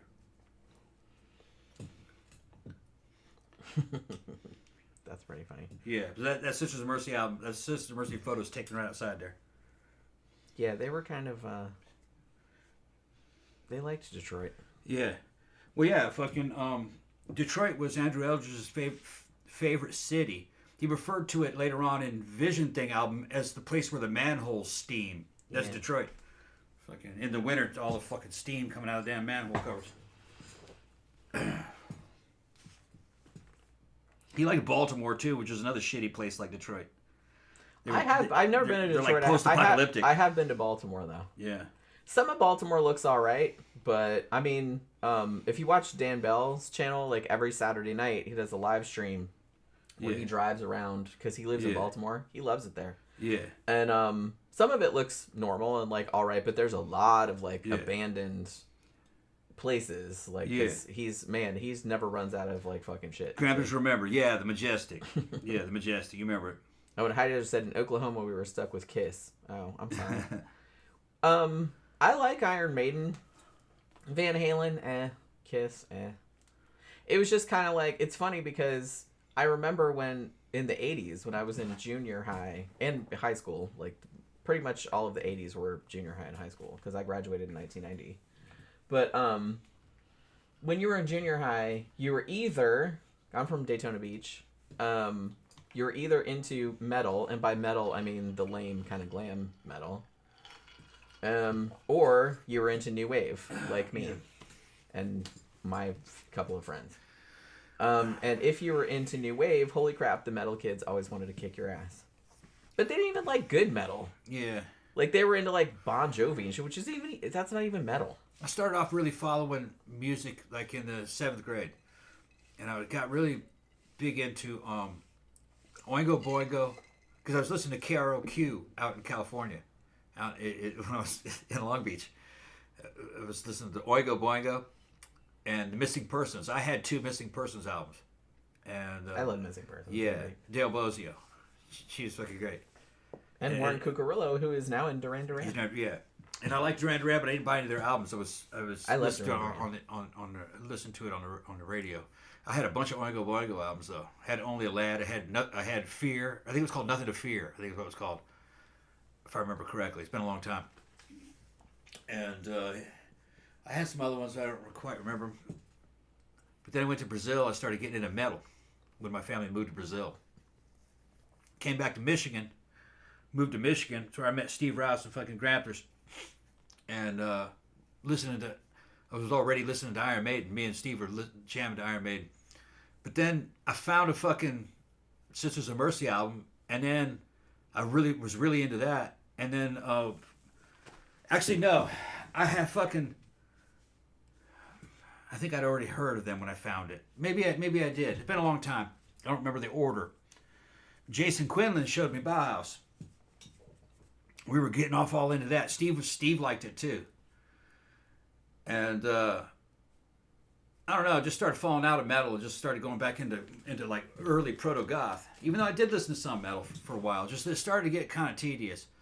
It made more sense, when you start, by the time you're in your senior high school year, metal doesn't quite fit anymore. It's not really about women. You know what I mean? So all of a sudden, Duran Duran starts making more sense, and U2 and some of the goth music that's it's about relationships. That starts making a lot more sense to you by the time you're a senior. So, and metal is not really about that, especially back then. Although, look, I can go on about Iron Maiden, even though really, if you ask me, after the Power Slave album, I kind of fucking checked out. And I started to realize that the original singer fucking was better. What was that guy's name? Bruce Dickinson, he had a good range. He sounded great. Paul Di'Anno. But Paul Di'Anno sounded better, man. It was a different band. That Killers album was fucking awesome. It was a little more raw, more punk rock, and had more of a sex edge to it. He sounded sexy. That's the only way I can describe it. Bruce didn't. Bruce was just kind of technical and fucking big and over the top. But it sold, though. He sold more albums than Paul Di'Anno did. Those first 2 Iron Maiden albums are a fucking classic. Now I think they're better. They're the 2 best Iron Maiden albums. And then Metallica came out, and that was kind of the end for Iron Maiden. All of a sudden, Iron Maiden sounded very dated. Well, yeah, considering how a lot of the metal that came out later, it doesn't really sound, Iron Maiden or anything like that. They're still a good band, but they don't sound like hard or anything. Yeah, no. It's just now, like, listening to it from this far in the future, it doesn't really sound that much different than just regular rock music. Yeah. And it's just funny that there was such a big distinction back then. There was. And what's funny is that as I started to phase out of fucking... started to phase out of Iron Maiden. There was another one from Norway. I think it was Norway or Denmark. It might have been Norway. Called Merciful Fate. Had King Diamond in it. And I liked it. I liked the first 2 albums that I had, where it was Melissa, and the other one was like Don't Break the Oath. They kind of had it. It kind of sounded like Iron Maiden, but it was more weird. The dude's fucking singing in women's voices and child voices and devil voices. He's constantly talking about Satanism and fucking weird kind of concept albums, and he's one of fucking Hell's mercenaries and fucking it's weird shit, man. He's kind of like LARPing as a satanic witch or warlock through the thing. Pretty good. King Diamond had good visuals. It was kind of like the beginning of black metal. Even though Venom was, I think, a little bit better, but in terms of black metal, Venom was fucking good too. But Victor says, my friend's dad scolded me for calling Kiss a one-hit wonder. I mean, weren't they, though? Yeah, no, they weren't. They were around for a long time. I mean, I know they were. But it's like nowadays, like I think people only know one song. The problem with Kiss, I only remember one song. I know they had more than that, but they all kind of sounded the same. I never bought a single Kiss album. Well, because every Kiss album I was sampled only had one good song on it. Then the rest of the songs all fucking sucked. And it was because... Well, we need to fill out this album. Crap out something, you guys. It had a lot to do with Gene Simmons. Gene Simmons was a good businessman. He's like, wait, we got these fucking 12 awesome songs, man. Let's not waste them on an album. This will be 12 albums. This will 12 fucking albums. That's what they were doing. One good song and then like 11, 12 crappy songs. They just have to buy the whole thing. Yeah, and the purpose of Kiss was not really to sell albums. The purpose of Kiss was to sell lunchboxes and belt buckles and merchandise. They had fucking badass merchandise. Misfits great posters and shit. Later. The Destroyer poster and all that kind of weird shit. You know, they had really good visuals for the time. And evidently the concerts were great. Because what they would do is only play their best songs off all those fucking 12, 13 albums that they had. Yeah.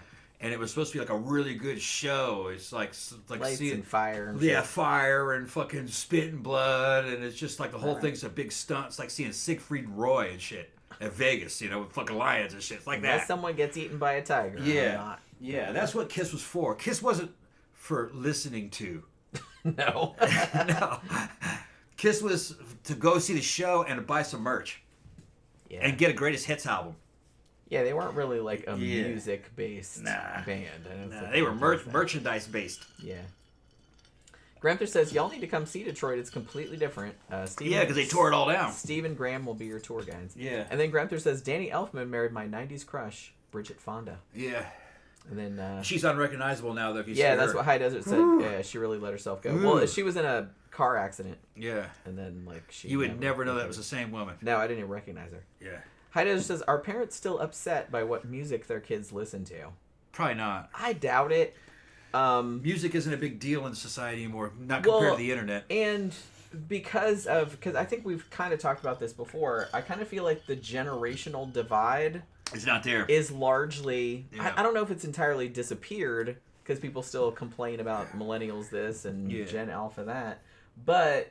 I do think that because of the internet, because everything from all eras is so easily accessible at all times, you don't have that big divide between, I think Gen X was maybe the last generation where that was true, where boomers had that was dad music. Yeah. And we're we don't want to fucking listen to that. You know what I mean? And there was a big, and my parents didn't do this, but a lot of my friends' parents were kind of what's that noise? What's that crap you're listening to? Yeah. There was a cycle of it, you see, because the boomer generation, or our parents, they got picked on for listening to fucking Beatles albums and fucking which are the Rolling Stones, innocuous, and Elvis and shit like that. Okay, because their parents couldn't. Oh my god, because music was a fucking important medium. It was one of the main mediums, and they were being told by authorities that you had to watch what your children listened to, or they'll fall into sin. They'll become Satanists. Yeah. So... That was kind of a big thing. Now, our parents didn't believe that shit. But when they got old enough to have kids, and then we're listening to fucking Motley Crue, or Metallica, or Iron Maiden, and they're seeing all these demonic images and shit on the front, they take the shit seriously. My parents were right. That kind of deal. This is going to lead you down the down the wrong path. And you were like, chill out. Yeah, more bullshit. Nowadays, no one takes that seriously except nowadays, maybe one or two weirdos somewhere. Nowadays, I don't think any of these albums. They don't sell albums anymore. Really, they give them away. Well, everybody's just like streaming. Yeah, you can only make money on live shows. So nowadays, I don't think parents are worried about music because they're more worried about their kids getting off into bukkake porn and fucking weird shit like that because kids can get their hands on porn. Evidently, well, that's what I mean. It's like, it's like a Slayer album looks pretty innocuous next to like some of the shit you can find nowadays for free that's just out there. Mm-hmm. So I don't know. I don't have kids, so I feel like I wouldn't really worry that much about it. But you know, as long as you raise your kid to be okay, everybody can kind of fall into shit. But because I grew up and he grew up during the Satanic Panic and we saw how fucking silly that whole thing was, I'm kind of like, because just all the shit that they used to say, like that they took like dead serious, that they thought like somebody buying a fucking Motley Crue album for Christ's sake was gonna like make you sacrifice babies and shit like that. I'm like, would you calm down? It's like, it's just fucking cheesy ass glam metal. It's like fucking, it's not hard, it's not edgy, it's not anything. It's just rock music. Or just your parents, calm the fuck down. Or your fucking parents, they're in their fucking 30s and they're looking at your fucking Judas Priest poster and totally not understanding what Rob Halford was about. Yeah. You know what I mean? It's like I can't imagine being like that. It's just, I can't imagine being that narrow-minded that you're like looking at something. Because it's like, look, there's probably like younger people today that are into shit that I'm not really into. But it's like, hey, man, that's their thing. Yeah. Like, I don't care. You know what I mean? They're not hurting anybody. You know, it's like, it might not be my thing, but I'm not the arbiter of like what everybody should fucking watch or do or whatever, obviously. So it's just kind of like, do what you fucking want. If they like it and I don't like it, it's okay. Yeah. Like that. I'm pretty sure. I don't care. I'm pretty sure that parents today don't give a shit what kids are. Well, that's thank God because holy crap, that was like a big thing. Like I said, my parents were not like that. They were real chill. Because I got into creepy dark shit like pretty early. I'm sure they were probably like mystified as to where that came from because neither of my parents are into that kind of stuff. Now my dad was real into. He was kind of marginally a hippie, I guess. And he was real into music. He had like a bajillion albums. So there was always music in our house growing up. And I liked a lot of his music too. Like I call it his music, but you know what I mean? Like music from the 60s and 70s. You know, I grew up listening to the Beatles and the Doors and stuff like that. And I liked that shit. So I didn't like, reject it. It's like, oh, that's old people music. I was like, no, that's cool. You know what I mean? And then when I got into my own shit, like in, you know, the late 70s, early 80s, and I started getting into like new wave and post-punk and stuff, I still listened to all of the stuff most of the stuff. Like he liked a lot of Southern rock into like the Eagles and stuff, and that's not really my thing. It's not terrible, but I wouldn't, you know, it's not really my thing. You know what I mean? And fucking Lynyrd Skynyrd and all that. It's like, no thanks. But yeah. So at least he wasn't into country or. Oh, I gotta turn the meat off. Lawrence Welk or anything like that. Like he was actually into some cool shit. He had some cool albums that I would listen to sometimes. Like I'd go through his albums, my dad's albums, and be like, oh, that's, you know. So I'd go listen to him. So I wasn't really the kind of person who's like, oh, that's old, I can't listen to that, or oh. And I'm the same with movies. You know what I mean? I've always been like that. Like I don't give a shit if it's decades old or if it's cool, I'm gonna watch it. I don't really care if it's old or new. So, and I don't have a thing about new shit either, because I know, and I really, really, really never wanted to be like this. Even when I was young, I was like, holy shit, please shoot me if I ever become one of those old people. These kids today, like, you know what I mean? And there's like, all new shit sucks and blah, blah, blah. I never, ever, ever want to be like that, because that is not true ever. There's always good shit in every era. You just have to look for it. If you turn your brain off and are like, oh, the only good shit came out, you know, coincidentally when I was a teenager in my 20s or whatever, then you're gonna end up like most of the cranky old people that bitch about everything. I don't want to be like that. I don't listen to anybody about music until they're at least late 20s, early 30s. And I've come across people online that are in that age group commenting about what music is available to them through the radio, new shit. And they complain about it. They say basically what they're doing is they're just using computer-generated earworms to sell some kind of product. It's annoying. And evidently, like, the connoisseurs right now, the cool kids are, I don't call them that, it's kind of a lame term, but that they're listening to a lot of 80s classics and a lot of classic shit. Yeah. And then they're listening to new shit that sounds like that. But it's not mainstream. It's stuff they're finding. Yeah. Like, you know, there's stuff out there that sounds like the Smiths. But Yeah. it's not the Smiths, though. It's somebody else. And that person's not that famous, but they sound great. Because it's hard to get famous now. Well, we stumble across stuff all the Yeah. time of, like, new bands. New shit. Like, You're like, wow, they sound great. and they're like, wow, that's awesome. Yeah. You know what I mean? So it's like there's people out there doing it. Yeah. It's just... But like I said, I think because even when I was a kid in the 80s, I wasn't real into, like, the mainstream pop music. I always knew the best shit was shit that was kind of on the down low. Yeah. So it's like, that's still the case. Yeah. You Well, know? our friend Sophie's younger than us by quite a bit. And she didn't grow up in our generation having access to this shit. And I would send her music and recommendations and she'd love it, right? But one of the things that she fucking kind of stumbled into on her own, because I think we mentioned it before, was the Smiths. Yeah. So she experienced the whole Smiths and Morrissey thing in a few months' time. And she understood every bit of it. And she's like, this is great. Yeah. This music is about shit that You real can life. see you can Shit that see you why a lot of teenagers got Yeah. into that because Right, it kind of right. spoke to a certain type of Yeah, because you can relate to it. person. It's not commercial. It's about Yeah. personal shit. And then, you know what I mean? So they're kind of having a, you know, you kind of have, it feels like you're having a personal relationship with fucking Steve Morrissey. You're like, yeah, I know what you're talking about, Steve. Yeah, cry, bitch. even though yeah. You don't know him, but you feel like you know him. And he's talking about Yeah. other people that he knows. Yeah. You know?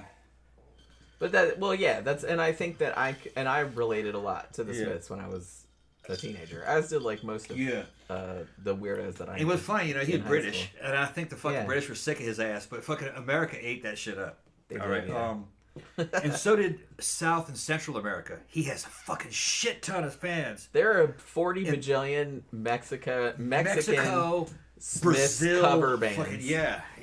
And, A fuck ton. yeah, and those fans And some of them are great.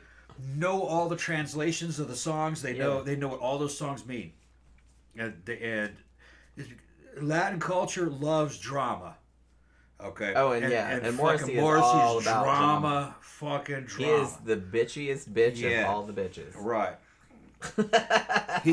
But look, he is a master lyricist. It was all that A Oscar. master It was all lyricist. that Oscar Wilde that he read, Yeah. Yeah. among other things. He's a master lyricist. He was a bookish nerd. That's kind of Yeah. that's why. So he knows all the fucking quips and everything. But Well, not only that, he makes the shit sound good set to music. yeah.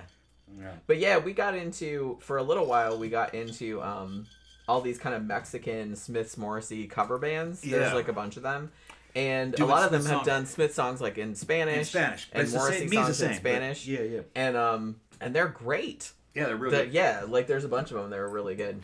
And they're also kind of tongue in cheek. They know they're a cover band, Yeah, and they know it's funny that it's in Spanish. And they'll add Mexican flair to it, fucking like mariachi music and shit. yeah, it's pretty awesome. Yeah. It's pretty awesome. But it's just funny that Yeah. I mean that kind of shit. Like I said, if you're the kind of person that is into that, it kind of transcends culture. Like everybody gets it. Yeah. Everybody that's that kind of person. You know what I mean? Yeah. You know what I mean? If you know, you know. But yeah, I got real into the Smiths when I was a teenager. I still really like the Smiths, and a lot of Morrissey's solo shit is good too. Yeah. He didn't do anything I didn't like. I like everything he did. Yeah, I don't really. Yeah, And they still play a lot of his shit Yeah. at the club. Like they play a lot of Smiths. They play a lot of. It'll usually be if they play Morrissey, it's gonna be. What are the ones they usually play? How soon's now Smith though? Well, How Soon Is Now? That's Smiths. Fucking. I mean, obviously, Yeah. everybody knows that fucking song. Oh shit. But they'll November usually. Spawned a Monster. Yeah, he plays that a lot. Oh. Every now and then he'll play Every Day Is Like Sunday, which is a great song, or Suede Head, or sometimes he'll Girlfriend in play. a Coma. He didn't play that much, didn't, unfortunately, because that's a good song. Yeah. That's also Smith's. But like, The more you ignore me, the closer I get. yeah, that's his. I like Tomorrow. Yeah, that's like good he too. plays that quite a bit. There is no bad Smiths or Morrissey. The quality control of that band or those bands was excellent. They didn't put it out if it wasn't any good. I mean, I will say, I did. think The Queen is Dead, the Smiths Great album, album. which came out in '86, is one of the best albums of the '80s. That's a great fucking album. The soil falling over my It's just, head. it's so over the top. It's like kind of tongue in cheek. Yeah, everything's just doom and gloom, man. But like in a And funny as I kind of climb way. into an empty Which bed, I think is kind of funny because a lot of people that didn't like the Smiths or didn't really get into the Smiths, I think they didn't really maybe get. He's not. I mean, he's not serious. He's really. kind of serious, but not really. Yeah. Like he's just being like kind of over the top on purpose. Like it's Yeah. kind of funny. Yeah. Like he's being like funny, but Yeah, but just we got some listeners from the UK, and the UK gave the US. And I'm going to include Wales and Scotland too. They gave, well, that's part of the UK, but it's not just England. They gave us fucking a lot of gifts.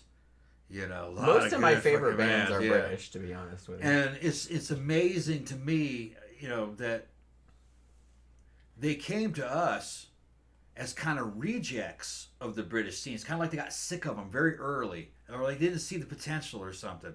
And they come to the U.S. and all of a sudden they get a big infusion of fucking money because it's a huge market, and they just blow up. A good example would be, Billy Idol. Billy Idol had the right look, and he had a good voice. And he was in a punk rock band called fucking Generation X. And it was a substandard punk rock band. I mean, it wasn't anywhere close to the Sex Pistols or anything, But it had a couple of good songs. Each album maybe had one decent song on. The rest of them were kind of like, pretty fucking dodgy. And they were made by, 15, 16-year-old Billy Idol in his fucking room. Filthy, fucking had to take a shower in fucking weeks, fucking shooting heroin and coming up with his, could barely play his guitar, and he's coming up with these fucking fanciful fucking lyrics and these dumb songs, alright?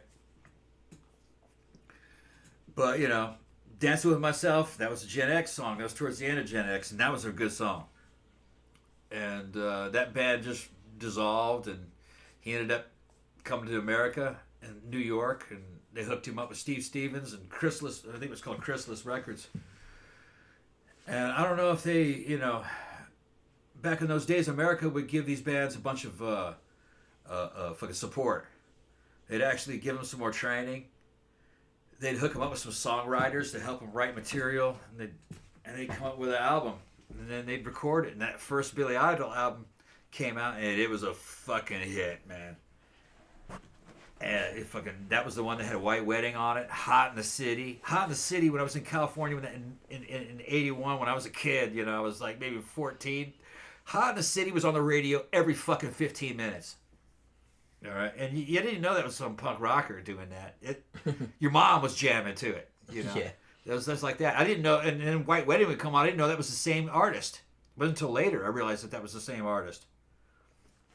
I think White Wedding was probably the first. White Wedding better. Was the Billy Idol, first Billy Idol hair. Yeah, and then we had... Because that was on MTV all the time. Yeah, we had MTV. Back in 81 or 82. And I caught it on MTV first. And when I saw Billy in that fucking black motorcycle outfit, following the fucking old Rolls Royce with his bride in the front. And that was his real life girlfriend. What was her name? Perry? Perry Lister, yeah. And they go to this old castle and have this fucking weird, gothed out, fucking abusive fucking marriage and shit. And I saw that look, and I was just like, that's it. That's it. I like that. And that stuck with me, even through like metal phase and shit. I kept kind of going back and says, that's the way a dude should actually look. Those kind of clothes. And that was kind of the seeds of goth being planted. And then the Sisters of Mercy and shit like that. Another British band. But they had a lot of cultural relevance to us, and it came from little bitty places, England's a little place, compared to the United States. But it was punching above its weight in those days. That generation of Brits, there was just something about them. There's something about that environment. Like I said, caused them to pretty much all of my favorite 80s bands, 70s and 80s bands, are British. Yeah. Joy Division, Smiths, Sisters of Mercy, Echo and the Bunnymen, Bauhaus, Psychedelic Furs, Susie and the Banshees. Yeah. Like I said, probably my favorite band ever is Nick Cave and the Bad Seeds, and they're Australian, but they did move to England later on. Although I think they lived in Berlin too. I would say probably the greatest English band in our times was Duran Duran, and I'd actually put them above the Beatles. Beatles was old people music by the time I got hold of it. It's good. I really got into the Beatles. I grew up listening to the Beatles because my dad was super into them. There was something about the raw talent and the fucking nightclub credibility of the Duran Duran team showing up to America and all of a sudden being infused with fucking millions of dollars worth of fucking industrial level American support to turn that band. Because the Planet Earth album was fucking great, and then it came out with the Rio album. And man, that fucking album and that band conquered the United States. You had I would to be there still to understand. argue that Rio is probably their best album. Although their first one, which was just called Duran Duran, Just called Duran Duran. It had Planet Earth on it. It had Planet Earth on it. Yeah. That's also that's great. A great album, yeah. But those first two albums are the ones I listen to the most still. The third one, which was Seven and the Ragged Tiger, that's good too. But I think it has like a couple, like a little bit of filler on it. But the first two is like no filler. It's like every single song could be a single. Notorious was fucking badass when Tom's it came favorite out. is Fucking love Notorious. That's 87. Yeah. But I didn't like it when it came out, but I like it more now. Man, I just love that album. And I was in Brazil at the time as a teenager graduating from high school, and it just the lyrics were just fucking, they were just describing my life at that time, hookers and blow type fucking shit, and it was fucking great, because I was living wild when I was a kid there. But if I could only pick one Duran Duran album, it's like says, look, you can only have one album, which one's going to be? I'd take Arena, the live album. That's also good. Man, you're very also that has Wild Boys on it. Yeah, you're used to hearing Duran Duran very kind of fucking formatted, very polished through these high production albums. They were great live. Yeah. They were great live. And they sounded real good. And they had a real good kind of fucking... It sounded a little more natural and more energy, They were very good live. The album, the studio recordings were polished. Some might say maybe too polished. They had a very Patrick Nagel corporate cleanliness to them. There wasn't any fucking... Wasn't grungy at all. There wasn't any kind of grunge in that shit. It was highly polished fucking industrial fucking corporate fucking... But it was great. It was done by club kids. They had real club cred. Well, yeah, that's what I was going to say is that... unlike some of the boy bands that came later on, Duran Duran was not a boy band. They weren't really manufactured. You could say they were manufactured in the sense that they got really good producers and managers and stuff like that later on. But so did the Beatles. But all bands do when they get big enough. Yeah. But the thing about Stones was like that. The thing about Duran Duran was that they started out in the Birmingham, England club scene. With all the New Romantics and all of that, they hung out with Steve Strange, at Visage and stuff like that. Who was in Visage at his club? I think they were the house band at the Rum Runner for a little while. So it's like, they were all art school kids and everything like that. So I think when they first kind of hit American shores, they were huge, but I think there was some criticism because it's like, they're just like a manufactured. They weren't though. Band because they were all good looking and like they had these really like super polished like videos and albums and stuff like that. But they did actually start out as a club band. Yeah. So. Yeah, and they could actually play, and they could, It's funny, they were being accused of being kind of like a corporate, artificial band, when the Sex Pistols was kind of more like an artificial band than. You could say that, yeah. They were put together by a fucking guy that was working out of a fucking sex clothing shop, fucking Malcolm McLaren. And he would get behind bands and fucking put money into them and promote them. Make them wear their clothes, from the shop. Clothes, so to promote the clothes. Out of the two, fucking Duran Duran was more authentic than the Sex Pistols, even though the Sex Pistols were authentic. I'm not saying that they were fake. It's just I do really like the Sex Pistols. Yes, yeah. John Lydon was fucking a genius. And when he got into Public Image Limited, he was actually better. It got pretty interesting. Well, he got outside. That's why probably post-punk, if you want to, it's a wide umbrella, but that's probably like my favorite quote-unquote subgenre of music, because I love punk, but it's like punk got kind of formulaic after a while. And I think that's why a lot of bands were like, fuck this, we want to do different shit. We want to like experiment with different sounds. And so when post-punk came along, it was just, people were all over the place. Yeah. You could pretty much do anything. Yeah, Johnny Rotten. And it was okay. Johnny Rotten was not a joke. He was annoying in interviews. He was a dick. But a lot of it had to do with the fact that I believe that he had serious head injuries he got sick. Yeah, he's got issues. And it fucked his brain up a little bit. But it helped him. It helped him fucking with his weird character and the ability to come up with these weird... I think it reduced his fucking inhibitions, which allowed him to fucking write things that he thought were true at the time. God Save the Queen. That song. You really weren't supposed to talk that way. They got in so much trouble. They got a lot of trouble for that shit. And it's because he didn't. But it was all publicity. It worked in their favor. Yeah, and Streisand effect. And then the song "Bodies," which you could reinterpret "Bodies" today as almost a fucking anti-abortion song, kinda. And he was just talking about some piece of shit chick, and fucking just and living like a piece of shit in the fucking, because they were scum. They kind of knew they were scum, fucking from these fucking government housing, It was their version of the hood. But they were good guys. And we did a whole show, they were kids though, really. They didn't really. And then Sid Vicious got accused of murdering his girlfriend, which we did a show on that. I don't think that was exactly murder. I don't think that's exactly what happened. I don't think they knew what was going on. Yeah, and then he committed suicide by giving himself a heroin overdose. That happened here in the United States with Nancy. Was it Spungen? There was an American hooker from New York that hooked up with them, and she was kind of a mixed influence on him. She gave him a look. Here's something that's very interesting, though. Nancy, who was really from the American kind of punk rock scene, kind of like something from the New York Dolls or the Ramones. Yeah, she was kind of centered around the New York scene, which, like I said, it's kind of centered around CBGBs and the Ramones and stuff. Yeah. She got Sid Vicious, who was younger than him by several years. I think he was probably 16 when they met, 17. She got him to fucking dress better. Yeah, she did do that. Yeah, and it was black leather pants, engineer boots, torn up t-shirts. She did his hair, so it was kind of spiky black and wraparound kind of glasses. And that became the iconic punk rock look. That look that he had. And Nancy came up with that. The rest of the guys didn't quite look like that. And from that look came the goth look. Pretty much, yeah. Although I will... Johnny Rotten, John Lydon called it goth at the time. He had that pale gothic look with all that fucking black shit you're wearing.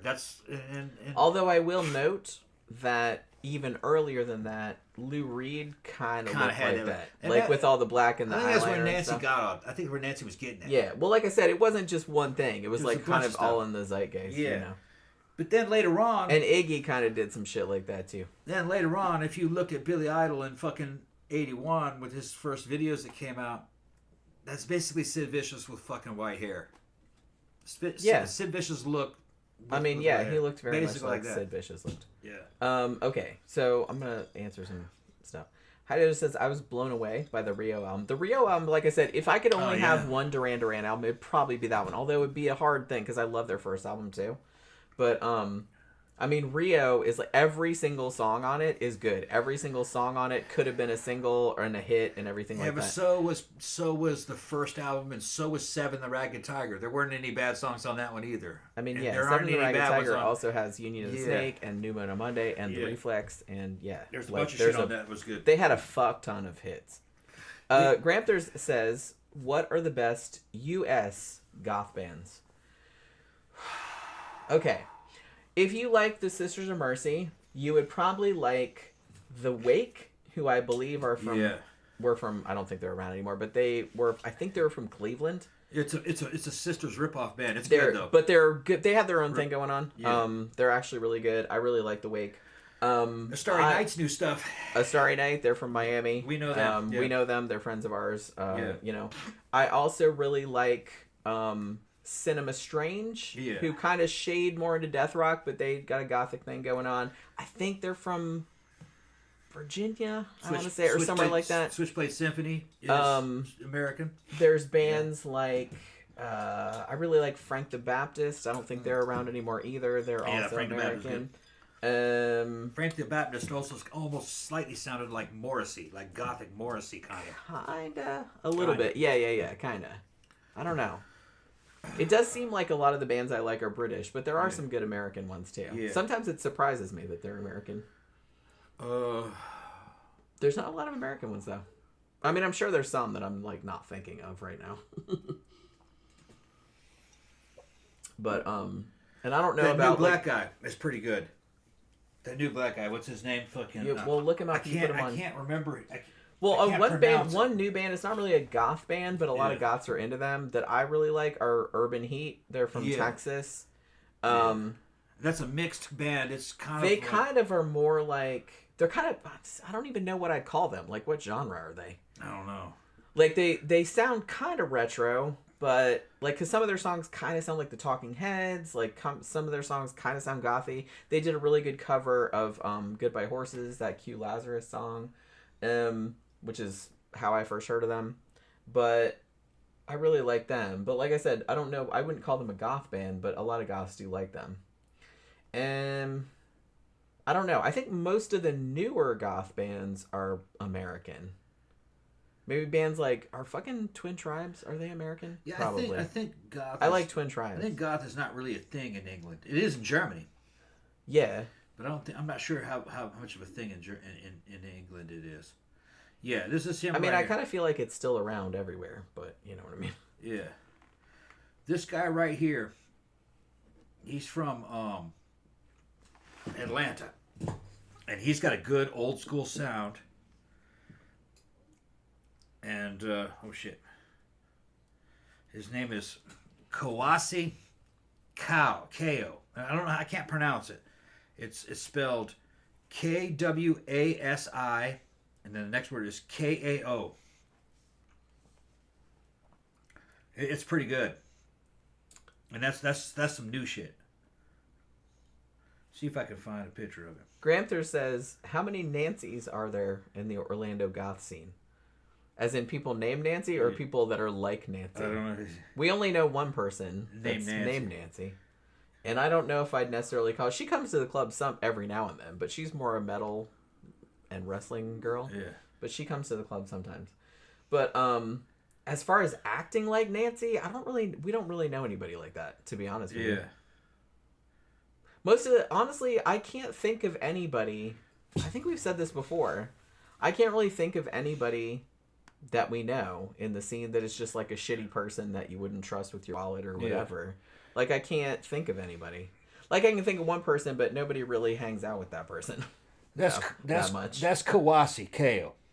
He's good, and he sounds like a late '80s goth band with kind of a newer twist.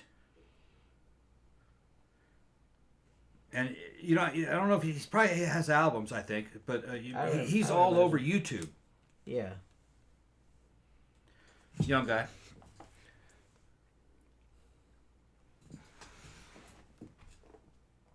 You know who likes him? Fucking Mouse. Mouse. Yeah. Mouse plays him. Yeah, I figured. Yeah. I mean, she's a DJ, so she's got to be up on the stuff. Yeah. And he's new. Yeah. He's new, yeah. I think Tom found him like on... Saw him on Instagram. On Instagram. Yeah, he's got some cool Instagram some photos. funny ass he comes up, he's video walking. He's kind of a smaller, thin dude. He's kind of like Prince. And he's walking, he's got a fucking cane, and he's all gouged out. Somebody asks him about what's his favorite song, and then he names his own song. And then he turns around like that, and he goes, and flies away. Yeah. It was pretty funny. He's like a vampire. Funny. Yeah, he's like doing the vampire thing. thing. Doing the vampire thing. But like I said, see, there's a lot of, because I kind of feel like, particularly on TikTok and everything like that, there's like a lot of goth content that's just the look But that guy is actually, like, his shit actually sounds He's got the sound, yeah. goth music. You know? Actually, his sound is more goth than his look. Yeah. Yeah. Yeah. Yeah, Victor says there's a documentary about the Sex Pistols, 1978 San Antonio concert. I think it was their second to last concert. Then High Desert said, I read the book written by Nancy's mom, Nancy Sponge's mom. Yeah. She was from a middle-class Jewish family and very likely was bipolar or schizo. And Nancy's mom seemed like she couldn't handle how working class Sid was. I mean, I can kind of see that. Like, if you would just kind of come from just a regular middle-class upbringing and then your daughter was like hanging out with all these punk rockers and druggies and various things and then started going out with this dude that was just obviously a complete fuck up. Like, I can see how, yeah, you might be a little upset about that. Like, I could see. But, I don't know. It's, like I said, we did a whole show about Sid and Nancy. I kind of feel bad for him. I mean, the thing about it, they were all just dumb ass kids. I mean, they were fucking teenagers, right? They were all on fucking drugs. They came from like fucking horrible backgrounds. They were all poor as shit. And you know, so they didn't really act right, you know? Sex Pistols were a great band though. They're a great band. Very influential, which, you know, not a lot of people can say that. Zach says, also I saw the AI cult is doing well in the poll earlier. Yeah, I saw that too. We'll see. That might be what the next show is going to be about. We'll see. There's still like, you can still vote for a couple of days. If you go over, if you're on YouTube, you can go over on the, what do they call it now? The posts? Is it posts now? It used to be community. They keep changing the name of it. But it's like, I think it's a post tab. And I put polls there every week and you can vote on. But I saw that was ahead, so we'll see how that goes. I don't really know much about that. I just like looked up a couple articles about it, so apparently that's a thing now. So I don't know. We'll see. We might do a show about it on Wednesday. I just said I watched that Sid and Nancy movie so many times I practically memorized all the lines. That was a great fucking movie. I mean, Gary Oldman made a great Sid Vicious.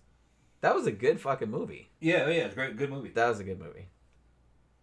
But yeah, it's just, that's funny. I was just trying to think, like, because Gramthers was asking how many Nancys there are in the Orlando goth scene. Like I said, I can't really think of anybody. We don't know anybody like that. I don't know anybody like that. Do you? Like what? Like Nancy Spungen was. No.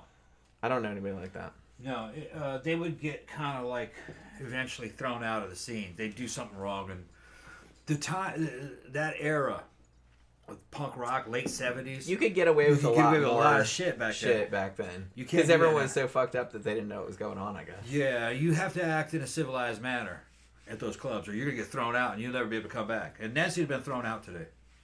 Oh, big time. Yeah. Yeah. You get too drunk, you start hanging off of people, make a scene, you're not coming back. Yeah, the shenanigans. Yeah. And I'm not saying that's a bad thing. I mean, because I'm sure these people back in the day were fucking insufferable. But everyone's just so fucked up on everything that probably nobody noticed or cared or whatever. But everybody was like that, probably. But yeah, like I said, like everyone was like that. So it's like it wasn't really. But you don't really see. Honestly, there's not really. I kind of feel like in the 70s and 80s, yeah, there was a lot of big, particularly heroin. That was kind of a big thing in the goth scene back in the day. And then in the 90s, you kind of had a little bit of a crossover with the rave scene because you had the graver kind of thing going on. So there was like a lot of, ecstasy and stuff. But nowadays, you don't really see most of the people we know are just, they smoke pot sometimes. That's about it. And maybe they'll do harder drugs like some other time, but you don't really see, they drink a lot still. But yeah, you don't really see a lot of that anymore. The heroin chic is over. You don't really see. I don't remember the last time I heard about somebody doing 90s. Heroin. That was like 90s was the last time I heard about that. Cocaine's kind of hard to find. One that they will do is meth, but they won't do that at the club. No, I've never seen that. Yeah, but you could tell some of the people have done it before by their teeth. Yeah. But it's not to a point where they can't function or anything like that. You can just tell, maybe they did it at some point in the past, but you don't know if they're on it now. Like they're not acting like that. Like I said, you don't really see a lot of I don't know. You don't really see a lot of. Yeah, it's kind of not. I don't know. You don't see like a crazy behavior, but it's not like unhinged. Like holy fuck, what's wrong with that person? Kind of behavior. Like I said, people drink a lot and they'll just kind of stumble around and stuff, but it's usually nothing super egregious, you know? And like I said, everybody kind of knows each other, so if somebody gets a little too drunk one night, they're like, they've had a little too much, like, we'll take them in the bathroom and hold their hair back while they barf or whatever, or get them an Uber or whatever the fuck. So, it's not, I think a lot of, there are a lot of younger people in the scene, you know, that are just coming in, but a lot of the people in the scene are older, so they're kind of a little more responsible. So they'll kind of like look out for people, you know. And we don't really have that many new people or a lot of people that we don't know coming in, you know. And even new people that do come, they twig on to the fact pretty quickly that everybody kind of knows everybody and is kind of like looking out for. The crowd is self-policing. Yeah, definitely. You go in there, you basically feels like you're going to be like, this is a cult. Because these people all know each other. They've all dated each other. I mean, yeah, at one time or another. Yeah. And when new people come in, well, here's the weird thing. And I think we brought this up before. We met this new, well, they're not new. They're our age. But this couple, they started coming probably like a few months ago. Like we noticed them because it's like they looked real good, you know. Yeah, they're good. They're in their 50s. And we didn't know that then because they don't look that old. But they came in and we're like, who the fuck are these people? They keep coming. Yeah. They came on the 80s Saturday night. And they dance and stuff, and it's like they look pretty cool. And but I'd never seen them before, and I've been around for ages, like longer than Tom has because he just moved here, you know, in 2008 or something, and I've been here like my whole life. But I was like, who the hell are these people? So, you know what I mean? They look pretty cool. So Tom went over and talked to them, and we found out that they're our age, pretty much. The two of them have been married for 20 years, and they had 3 sons, and so didn't come out for 16 years. She was telling me this last week or the week before. She's like, yeah, we didn't go out for 16 years. We were like looking, but now that our kids are old enough, we decided we were going to come back out again. So they started coming back out because their kids are obviously teenagers now and they're old enough to take care of themselves.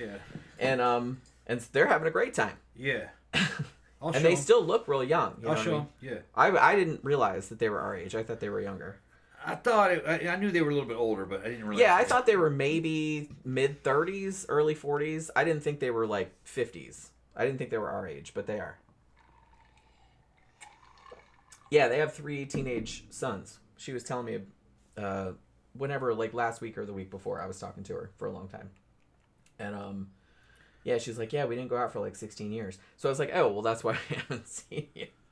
But because I was like, well, they got to know something. But it's like, I don't know. Did they just move here or something like that? Because they knew all the music and they weren't doing anything weird or like newbie-like or anything like that. So I was like, okay, so they must have been around, but we just didn't know who they were. We thought they had moved from somewhere else. But she's like, no, we just haven't been out for 16 years. But then they started coming out again. That's them. Yeah, that's them. Yeah, see, they're our age. And they have 3 teenage boys. She was so excited. She had like made this pizza for this party that they were having, and she was showing me like the fucking video of it and everything. They're super. Yeah, they're cute. Yeah, but, that's them moving. That's them. Yeah, but they're in their 50s. Yeah, and like I said, they've been together a long time, longer than we have actually. Yeah, 20 years. She said they've been together 20 years. But that's I love to see that though. I love to see that. You know, because I mean, we've been together a long time.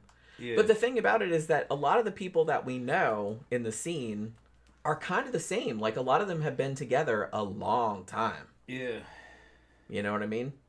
Like they tend to kind of stay together because, you know, there aren't as many of us. Yeah, there's not as many of us. It's a smaller pool. It's like, we're not going to start dating normies for Christ's sake. It's like, you know. Another thing about it is that when goths hook up and get married, they met in a club scene.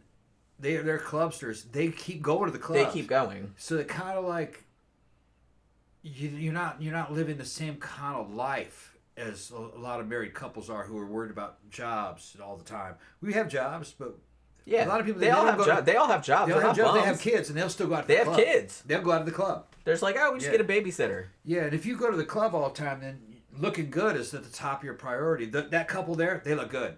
Yeah. They look real good. And like I said, they got three teenage boys. Yeah, you wouldn't know by looking at her. No, you would never know. She has like a perfect body. Yeah, you'd think she was in her 20s, late 20s. Flat stomach. Because she wears like real boobs, revealing. Big boobs. Yeah, big boobs. Yeah. Super flat stomach. She looks like in super, super good shape. Yeah. And you see, fucking, they're loving on our posters, and, you know, fucking, you guys are couples goals, all that kind of shit. So, what happens is that's what happens. Couples start fucking hanging out with each other, and then they're kind of like making sure that you're looking good. Because, well, they're looking good, we gotta look good. Yeah. So you're kind of like... You're kind of like upping each other's game. Kind of like upping... Shit, man, I can't go out if I don't look at as you know. Yeah. It's a little bit of a competition, but we're not bitchy about it. It's just that you don't want to... It's just that you want to look as good as everybody else looks. Yeah, right, yeah. That's all. Right. We're not super shallow. It's just we don't want to look... You don't want to look fucked up. You don't want to look fucked up. That's all. You know what I mean?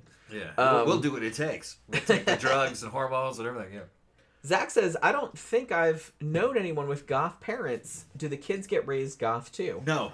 I'll show you the kids. Well... No, they're normal. Well, it depends. It depends on the kid. Our friends Dimitri and Jen... Yeah, their daughters are goth.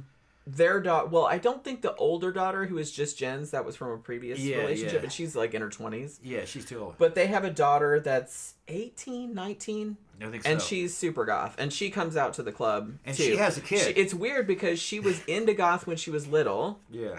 And then she kind of got out of it when she was a teenager, but then she got back into it when she was an older teenager. Yeah. And now she comes out to the club with them. Yeah. She even works the door, like, at one of the nights that they do. Yeah, and she has a kid. I think she's married. Is she married, that guy? They either got married or they're engaged. I think they're married. And she had a baby. Yeah, she had a baby, yeah. So Jen's a grandma, which Yeah. she was talking to me about it. She's like, yeah. I was like, that's fucking weird. Yeah. That's fucking weird. And she's younger than me, actually. Yeah. I think how old is she? And me and Jen... She's in her 40s, but I don't know how much younger she is. Jen and Dimitri came over one time, and they brought the little daughter with them. That was, like she was probably 13 at the time. And we gave her some of Jen's old goth boots. Yeah, that I couldn't, like, couldn't. They were old. They were too little, yeah, they were too little. Weren't they too small? I gave her some outfits and boots and stuff. Yeah. And she was super into it. But then, like, for a couple years, in her teenage years, like, Jen was, like, lamenting. She's like, man, she got all of this hip-hop shit, and, like, she's committing crimes and stuff. Like, not committing crimes, but, like... She was with dudes that were breaking into cars. Minor crime. Yeah, like car theft and stuff like that. Well, they weren't stealing the cars. They were breaking into the cars. They were just breaking into the cars for change. and stealing stuff, yeah. So she kind of got into that for a couple of years, and Jen was like, what the fuck are we going to do? But then, like, afterwards, she straightened up after a couple of years. Yeah. And then got way back into the goth shit. So, like, now she comes out with her parents. She runs the door. And runs the door. Yeah. Like, her and her husband / boyfriend, I don't know if they're married or not, but they do the door at Abyss, like the new night that we do. Yeah. That they're doing. So it does happen. And like I said, we know a lot of goth people that are parents. Sometimes the kids are into the shit, sometimes not. I was talking to that couple, her name's Melinda, right? And I was talking to her last week, and she said that their teenage boys, like, thought that they were lame, like the parents. Yeah. Like, so that's some lame shit. It can go either way. Like, it's probably about 50-50. Some of the kids are like, yeah, it's lame. They're just kind of normal and they don't want to do that. But the other 50% are totally on board and are like, yeah, man, that's cool. And when they get old enough, like, their parents will take them out to the club, which is probably what I would do. Yeah. But I always thought if I had a kid, I would probably be the person that had a kid and they would, like, want nothing to do with it. And they'd be totally different to me. Yeah. And I'd be like, hey, when you turn 18, we'll go out to the bar. And it's like, they don't want to do that. You know what I mean? Yeah. And I was like, one of the reasons I never really wanted any, I guess. But, so, I don't know. It's about half and half. Some of their kids are not interested. About half of the kids do come out with them to the clubs, though. And everyone's, like, totally cool with it. Hey, this is our kid. They turned 18 today. Or they turned 21 today. Like, they can have their first drink or whatever. And we're like, woo, welcome. You know what I mean? It's not weird. I mean, I guess it's kind of weird, but it's not that weird. trying to see if I had a picture. High Desert said that would be like a TV show, the normie kids with the goth parents. I mean, I'm sure they probably made some kind of shit like that. But I've seen little, like, cartoons, like little comics, like, kind of making fun of that. But... This is Jen. That's the one that's the grandma she's talking about. Yeah, she's a grandma. That's a grandma. Because her daughter grandma, has a kid. Yeah. Let me see if and she's younger than I am. Yeah. She's younger than I am by probably several years. I don't know how old she is. I know she's... That's Jen's oldest daughter. Yeah. That's the oldest daughter. The younger one is... That was from her first marriage. So she's like in her 20s. Yeah. The younger daughter, I couldn't find a picture. The younger daughter, I think, is 19. Yeah. Isn't she 19? That's her and Dimitri's kid. Yeah. Now, her and Dimitri have been married a long time, but she was married before. So she had a daughter from that who's grown, who's like an adult now. But, which is crazy because you wouldn't think that looking at her because, like I said, she looks super young. That's the thing. A lot of people in the goth scene, you would never know that some of those people were in their 40s or 50s or had grown-ass children. Yeah. Because they just don't look like that. You know? I'm trying to see if I can find a picture of the younger one. It's funny because maybe this is probably not a thing anymore. Maybe among old people it still is. But I used to get this a lot when I was younger. It's like, oh, if you have tattoos, you have weird colored hair, you have this and that, and the other, oh, you'll never be able to get a job, you know, this, that, and the other thing. As with many things that the boomers bitched about, they were also wrong about that. Because, honestly, everybody we know, no matter how weird they look, I mean, they all have jobs. And a lot of them have, like, decent jobs. You know? Yeah. We know veterinarians. We know lawyers. Oh, her name is Catherine, isn't it? Yeah. Yeah. Cat. Catherine, That's what they call her. See if I can get a goth picture of Catherine. She's on there somewhere, probably. Yeah. I don't know if they put, like, a bunch of... She's got some pictures of herself when she's, like, fucking 14. That's kind of what it... Like, I've seen her since then, obviously, because I saw her at Abyss the other day. We were talking to her, but... That's what she looked like when we gave her some clothes. Yeah, she's about 14, probably. Because they brought her over. Yeah.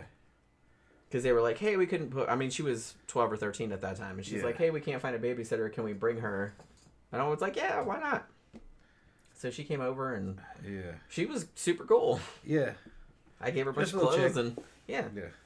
Like I said, she had a few years where she was like, no, I don't like this goth shit. I'm gonna forge my own way. But then she came back to it. Well, there's her mom when she was little. That's Jen, and that's them. Even though it's like Jen looks exactly the same as that. Yeah, she still looks exactly like that. She still looks exactly the same. Yeah. She has not aged a day. Nope. Since then. Like a vampire. And like I said, we see her in person all the time. She still looks exactly like that. So, I don't know what it is, man. We don't drink virgin blood or nothing like that. Yeah. It just... Like I said, I don't know. It's like I never wanted to be one of those people that... Oh, you know, you get married and you have kids and you just become like a boring ass, fat, normal ass person. Yeah. You just do stupid, normal ass things. I just never wanted to do that. And thankfully I never had to. I mean, it's not always easy, you know, but because some people do still kind of think you're a weirdo, but like, honestly, it's a lot easier nowadays than it was back then. That's her dad. That's her. That's Dimitri. That's Dimitri. Her dad. And that's her when she was a kid. Yeah. Yeah. So that's what the parent, the goth kid and parent looks like that. So. And she turned out right. Yeah. She's a good chick. Yeah. They did a good job. Here she's sitting at the table back there with everybody. The one with the very end on your right. That's after the show. That's after the club.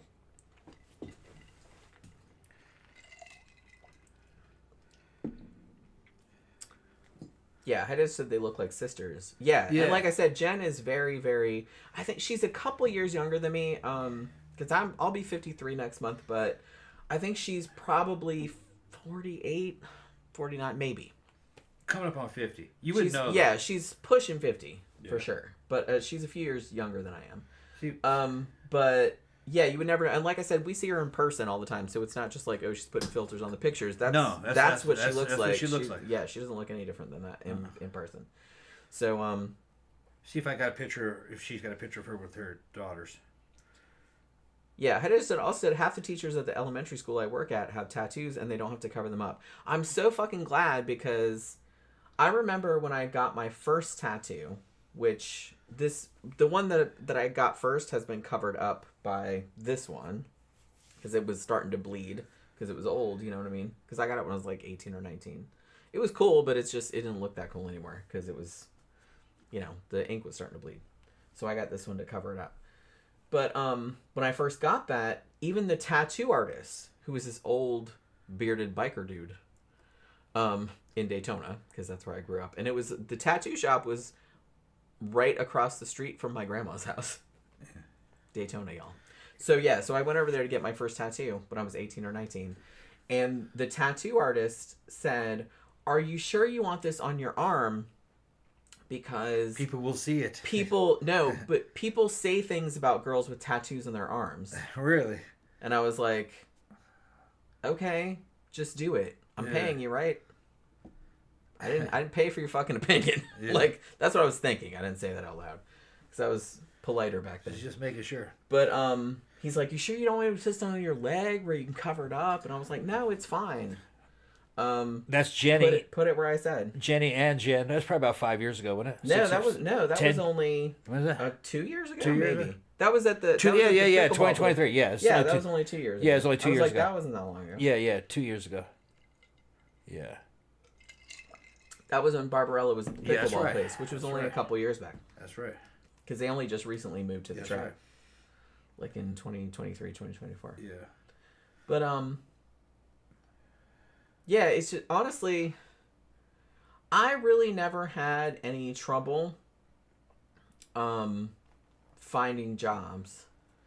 And I realized that, you know, I work in a more creative field. I'm a graphic designer, so it's like they kind of expect you to look a little not normal, like that's fine. But I don't know, honestly, I never had any trouble. Even like back in the 80s and 90s, like, or the 90s when I was starting to look for jobs, I didn't really have any trouble. And honestly, the first job that I got at a weekly newspaper, and I worked there for a long time, I got hired because of how I looked. Because even like the manager told me later, she's like, "We thought you were so cool, like you're so like witchy looking and shit," and we were like into that. So it's like, so I got jobs because of that. Yeah. I literally never had any problem. But man, all the old people in the 80s would tell you, don't get tattoos, don't dye your hair weird colors, don't shave your hair, don't get piercings, all this other kind of shit. You'll never get a job. And I think they still have that mindset nowadays. They think if you have tattoos or weird hair or piercings in weird places or whatever, that it's like no, that you're not employed. Those people, I'm like, yeah, those people aren't hiring though. Yeah, I'm like, they're retired. Do you know how the world works anymore? Yeah. Because it hasn't been like that for several decades now. Yeah. So maybe you want to like get on the fucking clue bus, is what I'm saying. Yeah. No, it's a lost cause. There's something about once people are raised a certain way and things become normalized, they're kind of like set like that. Yeah. They can't change. I really never wanted to be like that. Because I saw it happen. I saw it happen with like older people that they became stuck in the shit that they learned when they were in their 20s or 30s, and they thought that that was the way it was still, and it's not like that. It's nothing like that anymore. No, you can't ask them for any kind of professional advice. No, they don't know anything. They don't know anything. They don't know anything. No. So it's not like not like the old days, like pre-internet, where old people like had wisdom that they could impart and shit like that. That is not the case anymore. I wouldn't ask an old person. Well, they might know certain anything. They might know certain things about human nature, fucking and relationships between people. They might know something about that. Yeah, but you could figure that shit out on your own. But when it comes to like professional stuff, like what's happening in business or what's happening in the real world, how to get a job, like they don't know anything about that. No. When my dad died, it was funny because every time I go back and see him in his final years, I realized that when my dad died, he still thought it was 1989. Yeah. 1990, 1991. A lot of people that age still, and that was him in his like late 30s. They kind of get stuck in that. That's it. Yeah. The concept that like my dad had a very he didn't have a grasp of the internet. He thought everything was on television. And I said, Wow, Dad, it's been a long time since that's been the I case. said, Dad, television doesn't mean anything, man. That's real low quality. That's like 8-track tape. He goes, oh, no, everybody watches TV. No, they don't. I said, no. Nobody watches that shit anymore. So your friends do, but you guys are all old. Yeah, nobody watches that Nobody's watching. Nobody under this. I'm just saying nobody under 40. This is back to several years back. Says no. No one under 50 is watching that. No. And it's not me talking out my ass. You look at the data. No. I don't remember the Nobody's last time I watching. watched live TV. Like, we watch Yeah. streaming shit and YouTube. Yeah. That's it. I don't watch anything on fucking... Nobody's listening to terrestrial radio. Do we even have cable? No. I don't think we even have. I get things. Like, I think it came... It comes through the It internet. came with the internet plan. Like, I think we get cable. No. Do we? No. I don't even know. Our internet, we get free internet in this housing complex or in this golf course that we're in. Yeah. They have their own... Yeah. If you have a smart TV, you can get all those channels through the internet on your smart TV. Yeah. There's no cable. No. That's what I mean. Yeah. But some people still have the package that's tied in with their internet service. Those people are all dying. Yeah, and Those it's people just have like... 5, 10, 20, 5, 10 I don't remember years the left. last time. Those people don't have 10 years left. They don't have 10 years left. Maybe Yeah. 5, 6, 7 years. And the money isn't there. A lot of that turned out to be kind of like federally funded. Same thing with terrestrial radio. Most of terrestrial radio is kind of federally funded in weird, oblique ways. That USAID fucking thing that they did funded a lot of shit that was radio. And that way they could put news out. But nobody's listening to that news. It's all just a grift. Yeah, some people are listening to it, but the numbers don't add up. It's not making any profit. Once you pull the fucking federal funding out of it, all that's going to vanish. And they did pull the federal funding on it, so you're going to see all that vanish over the next few years. That's why everything's changing so rapidly. That's why all the... what was it? All the late night television shit's going to go away. Nobody was watching that. Zach says, are there any goths that have to play normie at work, though? Oh, I'm still there. I'm sure there still are, depending on what the industry is. But to be honest, compared to when I was first looking for jobs, like in the early to mid 90s, and I didn't really have any trouble then. I didn't look super, but I had a shaved head and like a tattoo and shit like that. I didn't really have any problem even back then. And it's even less problem nowadays. And... yeah, you can't be like full super facial piercings and like shaved head and dreadlocks and everything like that. Like, yeah, that might be a little limiting, but depending on what the industry is. There's really not many of those. But honestly, pretty much so many people have tattoos now. So many people have piercings now. It's just become normalized, which, like I said, that makes me really happy. Because to be honest, back in the day, you could just look as innocuous. It's just you have one little tattoo like on your arm, or like I had half my head shaved in the 80s, and people would like freak out about that. You can go to a goth club and like a certain percentage of the guys do kind of like menial jobs, working in restaurants, in the kitchens. There's a lot of that. And you're gonna see some guys that are older that have money, and you turn out like up in Boston, like there was a dude that fucking he was successful in the scene. He looked cool as shit. But he didn't have anything freaky looking about him in terms of like hair or tattoos or anything like that. But he was kind of I guess you could say, kind of real fucking macho type looking dude. But he knew how to dress and everything. He knew how to act. He had girlfriends in there. He was ex-military and he was a fucking union pipe fitter. That motherfucker made several $100,000 a year. And he's in the goth scene. Well, the guy we just showed There's a lot of that kind of shit. In that couple that we showed that are in their 50s, that dude is also a contractor. Yeah. So he goes and he makes decent money enough for her to stay home and like raise the kids. Yeah. So he goes out to building sites and like works on stuff and everything like that, and he looks like that. So there's kind of some weird shit. Some of the goths are kind of poor, all right, but there are goths in there that are rich.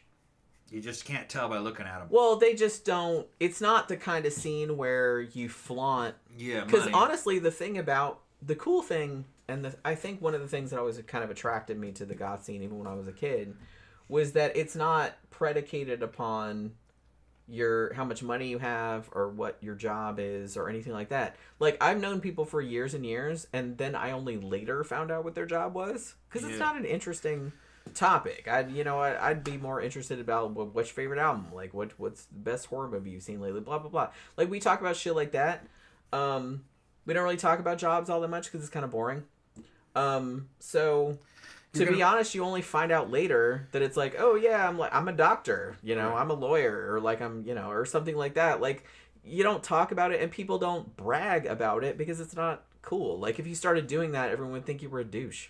In every scene that I've been in, too, this is Boston, fucking New Orleans, here, there's always a subset of fucking goth dude that is fucking look great, they're skinny, they got fucking great clothes, and they're dripping with women. And that dude doesn't do shit, man. He's more... There's always a few of those. Yeah, there's always some of those where basically what it is that his pimp game is fucking through the roof, and women to support him. There's that. And he might have a part-time band that he's in. And she might be a stripper or a cam girl or something. And he lives with her and she supports him. They got that. Yeah. All right. So you only kind of see that in the guy. And he's cool, but it's like role reversal, They have gorgeous women that dudes are just supporting them because they look good.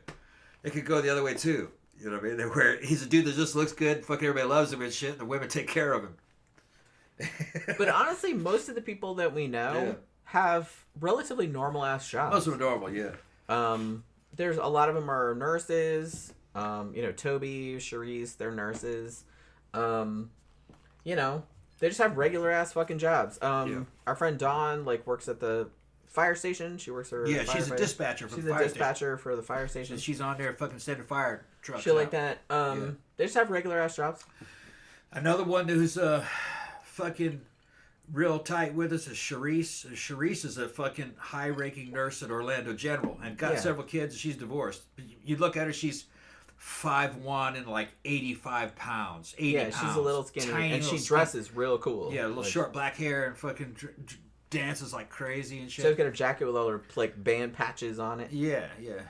Charisse. Real good dancer. Yeah. She's the one that took that picture that you guys saw. Yeah, of me and her. Yeah. Me and Jen together. That everybody talked about. Yeah. But at Abyss last time. But yeah, it's funny that there's still this, I guess there's still this kind of lingering misconception that if you look like that, you can't have a quote unquote real job. Nah, man, I really can't think of anybody. I can't think of anybody I know that doesn't have a real job. You know what I mean? Even our friend Jen, who I showed you before, she went to the police academy, and now she trains canine dogs. She trains canine dogs. So it's it's easy to judge people that look like that. If they looked all gothed out and shit. Oh, they can't have a real job. They must be unemployed. No. 99% of them have just regular ass jobs. You would never fucking know. So that's what I mean. Since I grew up in this, it's just kind of like that. I don't know. That kind of shit always makes me mad. It always makes me mad. And it makes me mad because I grew up in the 80s and 90s where everybody told me, you can't get tattoos, you can't have your head shaved, you can't have piercings, you can't do this and that, you won't get a job. And it's I never found that to be the case. Like I said, yes, I'm in a more creative field, so, I can get away with more, obviously. But I literally never had trouble getting a job ever in my field. Ever. Because of how I looked. Nobody bothered. And honestly, if anybody was bothered about it, I don't want to fucking work there anyway. You know what I mean? If they're going to be that dickish about it, I don't want to work there. So, I don't know. I just never had trouble. Yeah, CB said we get so many cops and lawyers on the fetish bar. Wow. Yeah, I don't know any cops anymore. We do know a couple lawyers. Our friend Dr. Michael, who is the freakiest freak I've ever met, is a veterinarian, and he's a really good veterinarian. One of the best in the area. But yeah, there's, like I said, you never know. So you can't really judge people by how they look. It just makes me mad that people think that if you look kind of freaky, like, you can't have a regular job. Because honestly, 99% of the people that we know just have regular ass jobs. The freakiest motherfucker we know out of the scene looks totally normal. He looks like the fat, middle-aged fucking white dude. That motherfucker's freaky as shit, and he owns a fucking bar. And he owns a bar. And he's always with these escorts, and he's always fucking, like, in these weird threesomes with escorts and fucking girlfriends, and fucking, he's just a freaky motherfucker, and he'll tell you that he's freaky, just pervert. Fucking pervert. He's a proud pervert. Yeah, he'll tell you he's a pervert. And you would never know. He looks normal, though. He looks like a sports fan. See, that's the thing. Yeah, he looks like a jock. He looks normal. He looks like a fat jock that he should be out there watching a football game. Exactly. We've known him a million years because he always comes to thing. He knows all the music. He knows all the shit. Yep, he is the freakiest. Because he grew up. Yeah. But yeah, he's the freakiest motherfucker there. Yeah, he's and the biggest pervert. Like a jock, and he looks like a jock. But he looks normal. Looks like a well, fat I've long been an advocate of the weirder somebody looks. Yeah. Usually people think all kind of shit about them, but it's like, look, all their shit is on the surface. They're telling you that, so it's like they don't have anything to hide. Yeah. You always need to watch for like the normal looking people because those are the ones that have the really bad shit going on. Because they're trying to cover something up. Yeah, Charisse is what they're trying to do. Gotta pee. There's Charisse. She comes out every single week. Yeah, she's a nurse at Orlando General. And she's got a couple kids, I think. I think she's got like 3 of them, I think. I think they're teenagers at this point. Yeah, they're teenagers. Because she's like our age. She's our age. She's in her 50s. But, let's see if I can get a picture. Let's see maybe if she has a video of her in action.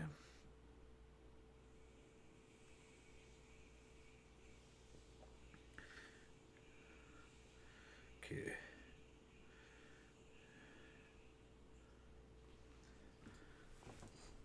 Yep, that's Charisse right there.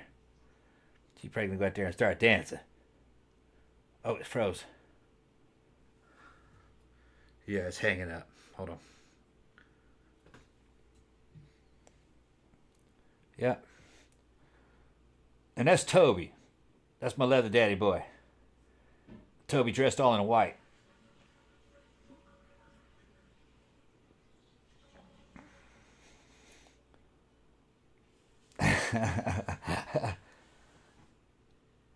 Yeah. That is that she's calling somebody over. She's calling somebody else to get in the video. She's like, get in the video. I forgot who that is. I forgot who the blonde was. Okay. Oh yeah, the guy she called in, he died. Oh, that's John. That's John. He died. Oh. Yeah, he died in the fucking. He died at the fucking grocery store. Target. He died in Target. Died of a fucking heart attack. Everyone thought he was fucking missing. Yeah, we were looking for him for fucking several days, and the cops knew where he was. But they had to inform. They had to inform. That was so fucking sad. They had to inform next to kin, so they couldn't tell anybody where he was. We were looking for him. Yeah, everybody posted. I posted flyers. Yeah. Everybody did. Where is he? Yeah. Like he didn't show up at work, and like we were freaking out. Yeah. That's and another. And he looks totally normal, and he's older and stuff like that. But he was like, he came there every week. He knew all the music. Yeah, that's my boy Will and his girlfriend. That's Will, yeah. Yeah, and his girlfriend is an Army colonel and a doctor. Will's ex-Army, ex-infantry. Okay, that's That's Andy and Vivo. And Andy and her boyfriend. There's Dr. Michael. That's that fucking veterinarian. Yeah. That was Abyss, right? Yeah, that was Abyss. Yeah, no, that's not Abyss. That's. Was it? Yeah, that is Abyss. That's Abyss, I think. Didn't they? No. What has those? Oh no, that's no. Where is that? That's at the pickleball place. The pickleball place. That's right. That's at the pickleball place. Yeah. So that's probably a couple years old. Yeah. Zach says define freaky. Okay, I'm gonna tell you how freaky that motherfucker was. He was gonna pay for me and Jen to accompany him to Thailand because he didn't want to go by himself. He wanted us to go. Well, he was supposed to go with John, who was just in that video, but he died unexpectedly. Passed away. See, he asked me to go with him, me and her to go with him to Thailand, so he could go hook up with a ladyboy and get fucked in the ass. Yeah. And I says, "You want a ladyboy to fuck in the ass?" He goes, "Yeah, I'm ready." He says, "I'm just gonna fuck it." He says, "You come hold my hand." Yeah. He wanted Tom to hold his hands while why Lady Boy was fucking her? It's how pretty you want that Lady Boy to be? Oh, she's gonna be gorgeous. And I says, why you want to get fucked in the ass? And he goes, because I've never done it. And I was like, all right, if you're paying for the fucking trip, I mean, if he wants to pay for a trip, he's like, and he was serious. He's serious. Here's the thing: our friend John, who died. Yeah. That was his best friend. Yeah. And he left him a shit ton of money. Yeah, hundreds of thousands. Because he didn't really have much family, in the area. He left him $250,000, I think. Yeah. Well, actually, I thought it was $500,000. I thought he left him like $500,000. That's what he told me. I thought yeah, maybe it was. I thought so. I said he left him $500,000, and he was surprised. Like he didn't realize it was that much. Yeah. And he left him all his money, and so he was like, "Hey, we should go to Thailand." And I was like, yeah. What's gonna happen if we're in Thailand? It's like I don't really know. I know how he rolls, and it's like I was like, there's gonna be underage shit involved, isn't there? I just wanted to go for the steroids. You can buy I'm gonna go because hey, free trip. Yeah. I don't really care about hooking up with like prostitutes or anything like that. That's y'all's thing. But it's just kind of like, what's his name again? Scott. Scott, yeah. Scott. Okay, I'm gonna show a picture of Scott. Well, like I said, it's just funny that the dude that's into that kind of shit is like it just looks like a normal ass person. That's the bar that Scott owns. It's called the Capital Room. Yeah. It's nice. It's like a higher end. Yeah, he owns that bar. Like I did a lot of posters for it when they were doing the grand opening and stuff. Like he hired me to do some design. Yeah, I want to get a picture of fucking Scott. But it's in downtown Sanford. Understand. But like I said, it's kind of higher end, a little bit of a higher end. He's got a lot of bullshit pictures of himself. That same photo over again. He always takes pictures of his feet. Yeah. Like sitting by his pool. Yeah. Like he's smoking a cigar. That's him. Well, you can't see that. I'm going to show you another. That's him. Yeah. He's the freakiest motherfucker we know. Yeah. That's the freakiest motherfucker we know. Him. Yeah, and he comes to the club looking like that. Yeah, he just looks just like that. So yeah, it looks like just. He didn't dress up, nothing. He's got all kinds of fucking money and shorts. Yeah, and he posts pictures like that. Yeah, I got this new cigar. Yeah, he's rolling a cigar. He's a total. He's fucking. And he's got money. Oh yeah, he's rich. He's a super Florida motherfucker. Owns all these businesses. He's an interesting person. He's funny. He is very. He's fucking funny. He's very funny. Yeah, he is. But he has a girlfriend named Sam. Yeah. And she's awesome. And she comes out sometimes, every now and then. Like maybe once every few months. But normally, he comes every Saturday, and he always brings an escort. Now, the last several times, he's brought the same one. Yeah. Who's actually really cool. We know her, yeah. Like, I've talked to her for, like, she's pretty cool. And so she's kind of like, I don't even know if she's kind of like, she's not really an escort, because I think she's just sugar babying with him. Yeah. To make money. He's friends with her husband. Because she has kids and he's friends with her husband and stuff. So they have a whole arrangement going. Yeah, it's weird shit. But she's a lot younger than him, obviously. But she's super cute and she's super nice. Yeah, she's real young. And because I've talked to her for a while. But for a while he was bringing a different one, like every week. Like his fiance, girlfriend, like evidently doesn't care. Yeah, she lets him do his thing with the escort. So okay, I don't know. It's kind of because I guess she doesn't really like to go out. This is one of Scott's videos. He might appear in the video, but this is one of his club's videos. He's probably taking this. I would imagine. Yeah, where is that at? I don't know. That's Old Ibar. I think it might be Old Ibar. That's one of his sugar babies. Oh no, that looks like mannequins. Actually. Yeah. Let me see. I'm trying to look at like the placement of the video screens. Okay. I thought he would have some videos. Although he doesn't go to mannequins, does he? I don't think I've ever seen him at mannequins. We haven't been there in a long time, but he's a Barbarella dude. Yeah. That's where I first met him many years ago. And he comes like pretty much every Saturday. He's there pretty much like we are too, but he's one of the people that's been going there for like years and years and years. That's him in the black shirt on this guy. It's this guy on this side. That's him. This dude over here is the dude that died in the park at fucking Target and left him all the money. Yeah. And this was years ago. This one. Yeah. This is probably 5-6 years ago. Yeah. But that is the freakiest motherfucker we know. Like I said, it's always the ones that it's always one you would never expect. Because the ones that are the weirdest looking, they're not like conservative by any stretch of the imagination. Yeah. But they're not doing anything like super crazy. Yeah, and that's the kind of shit he does. I don't know who that's just some chick he hired, I guess. Is it? I thought it was a sex doll for a minute. But no, it's a woman. No, I can't really see it that good. Yeah. To me, it looked like a sex doll. It's a woman. Zach says, how sad is it? I've seen way more freaky than that. Yeah, I mean, so have we, but it's just kind of like, it's just funny because if you look kind of weird, I think people maybe assume kind of things. Yeah, about they think you. if you look goth, then you must be freaky. No, a lot of those people, they're not really a lot up of too people much. are just pretty regular. Yeah. Like I said, they have regular ass jobs, let them just have kids. Yeah. You know, just like a regular ass person. Yeah. They just happen to look like that. The freakiest ones are like usually like the normal ones, to be honest. Yeah.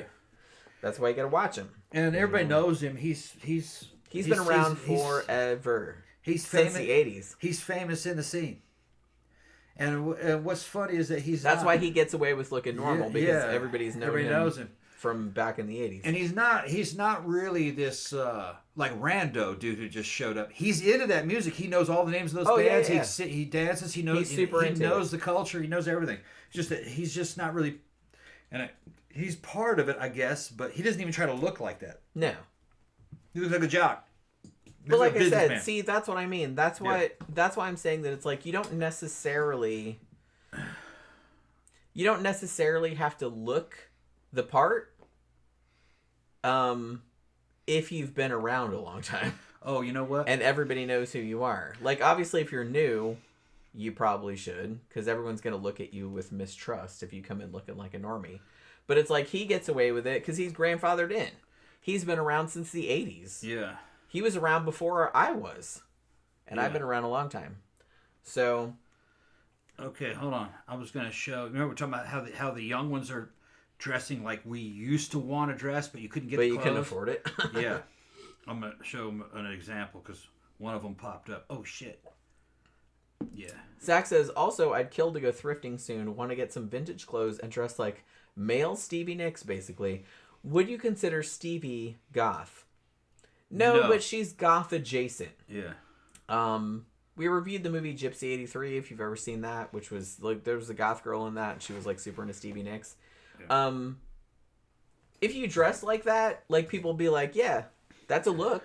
You know, it's fine. This is the way a lot of the youngsters looked. And that's actually a retro look. It is, yeah. That was how we wanted to look in the 80s. But we couldn't afford the shit. You couldn't get that shit. But they can get it now.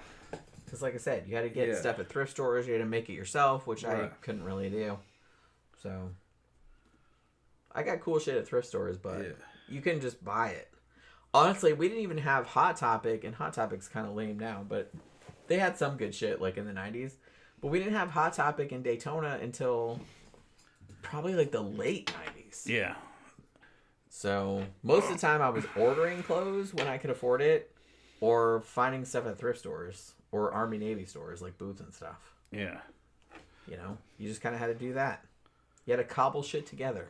Yeah, they look like that, a lot of them.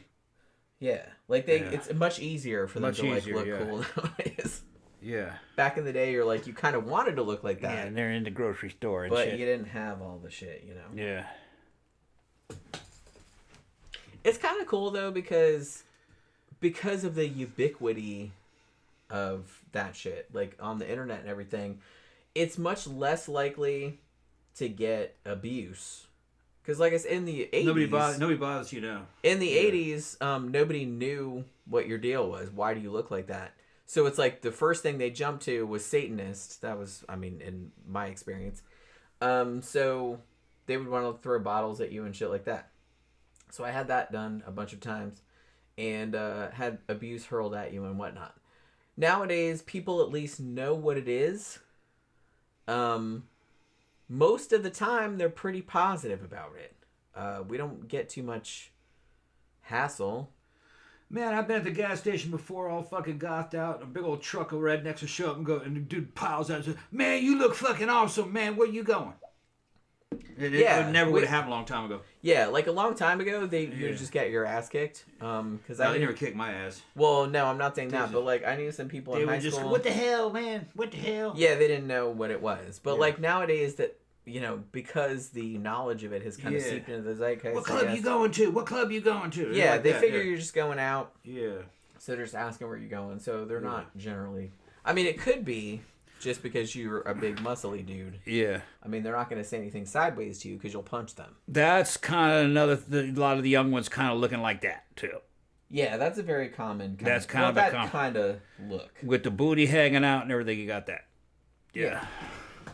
Well, and like I said, places like The Trap, where we have Barbarella and Memento Mori, they know that it's a safe environment. Yeah. You go in there, you can wear shit that's see-through. You can wear shit where your ass is hanging out. Yeah. No one's going to bother you. Yeah. No one's going to steal your shit. No one's going to grab you. No one's going to do nothing. You're fine. Yeah.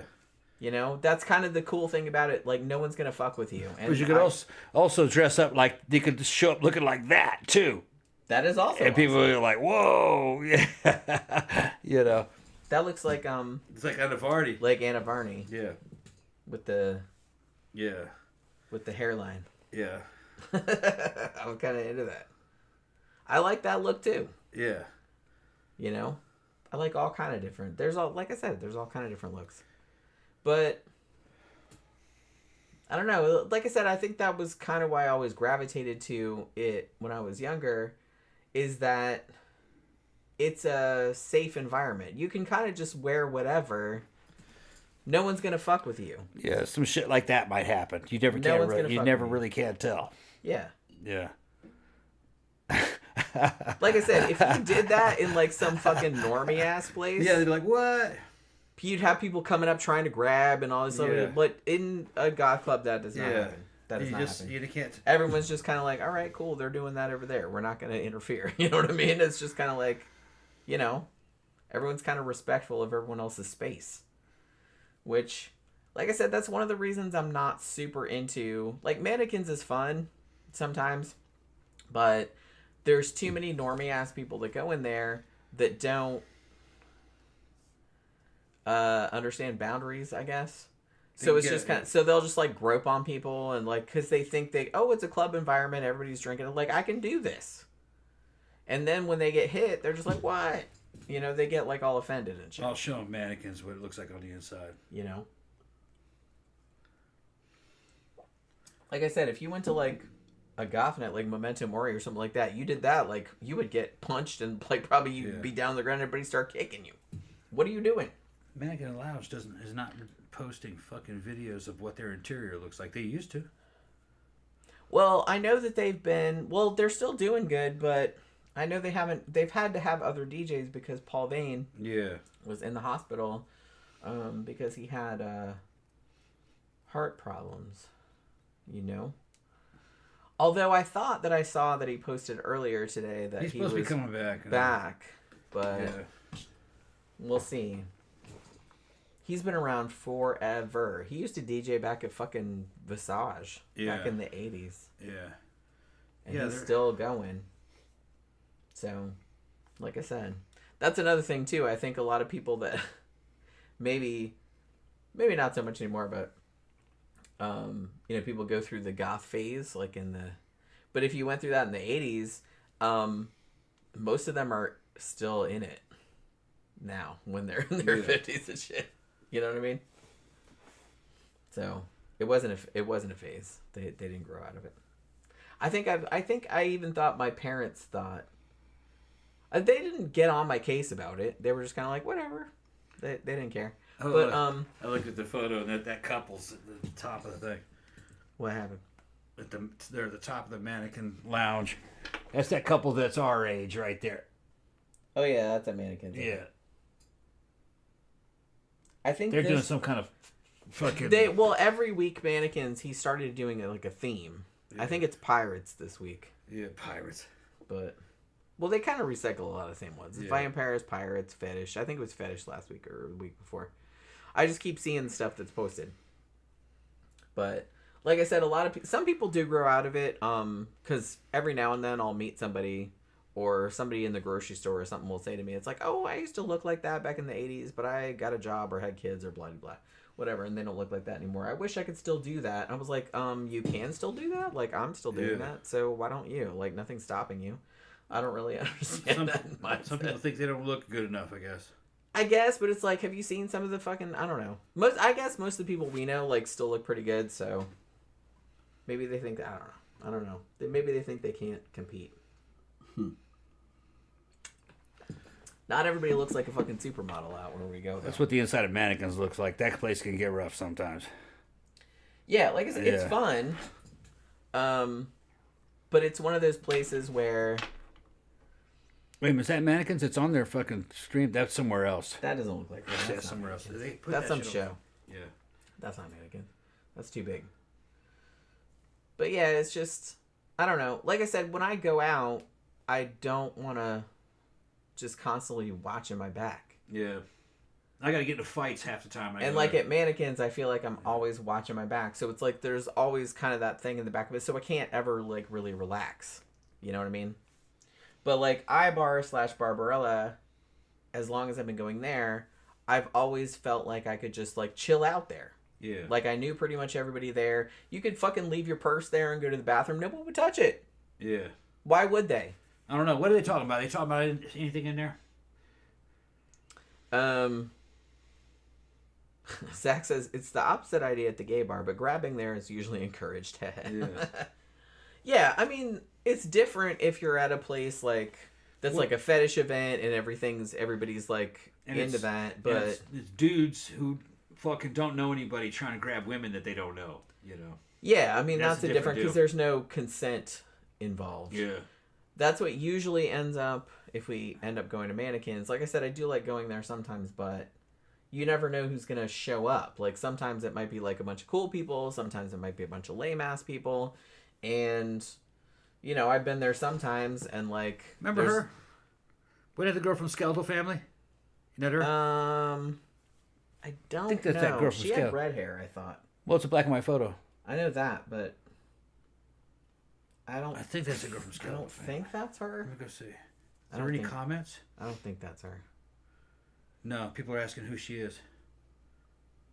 It might just be somebody... Yeah, just like a random photo. Just a random photo. Because that doesn't look like... What was her name? Anne Marie or whatever her name was. Girl from Skeletal Family. Yeah, I thought that doesn't look like her. Not her? Okay. Her hair... I don't think she had hair like that. You know what I mean?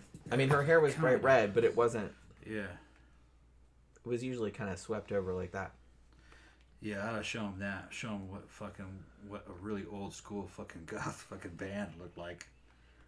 That old Skeletal Family video where they're just standing out there in the broad daylight. It's fucking funny.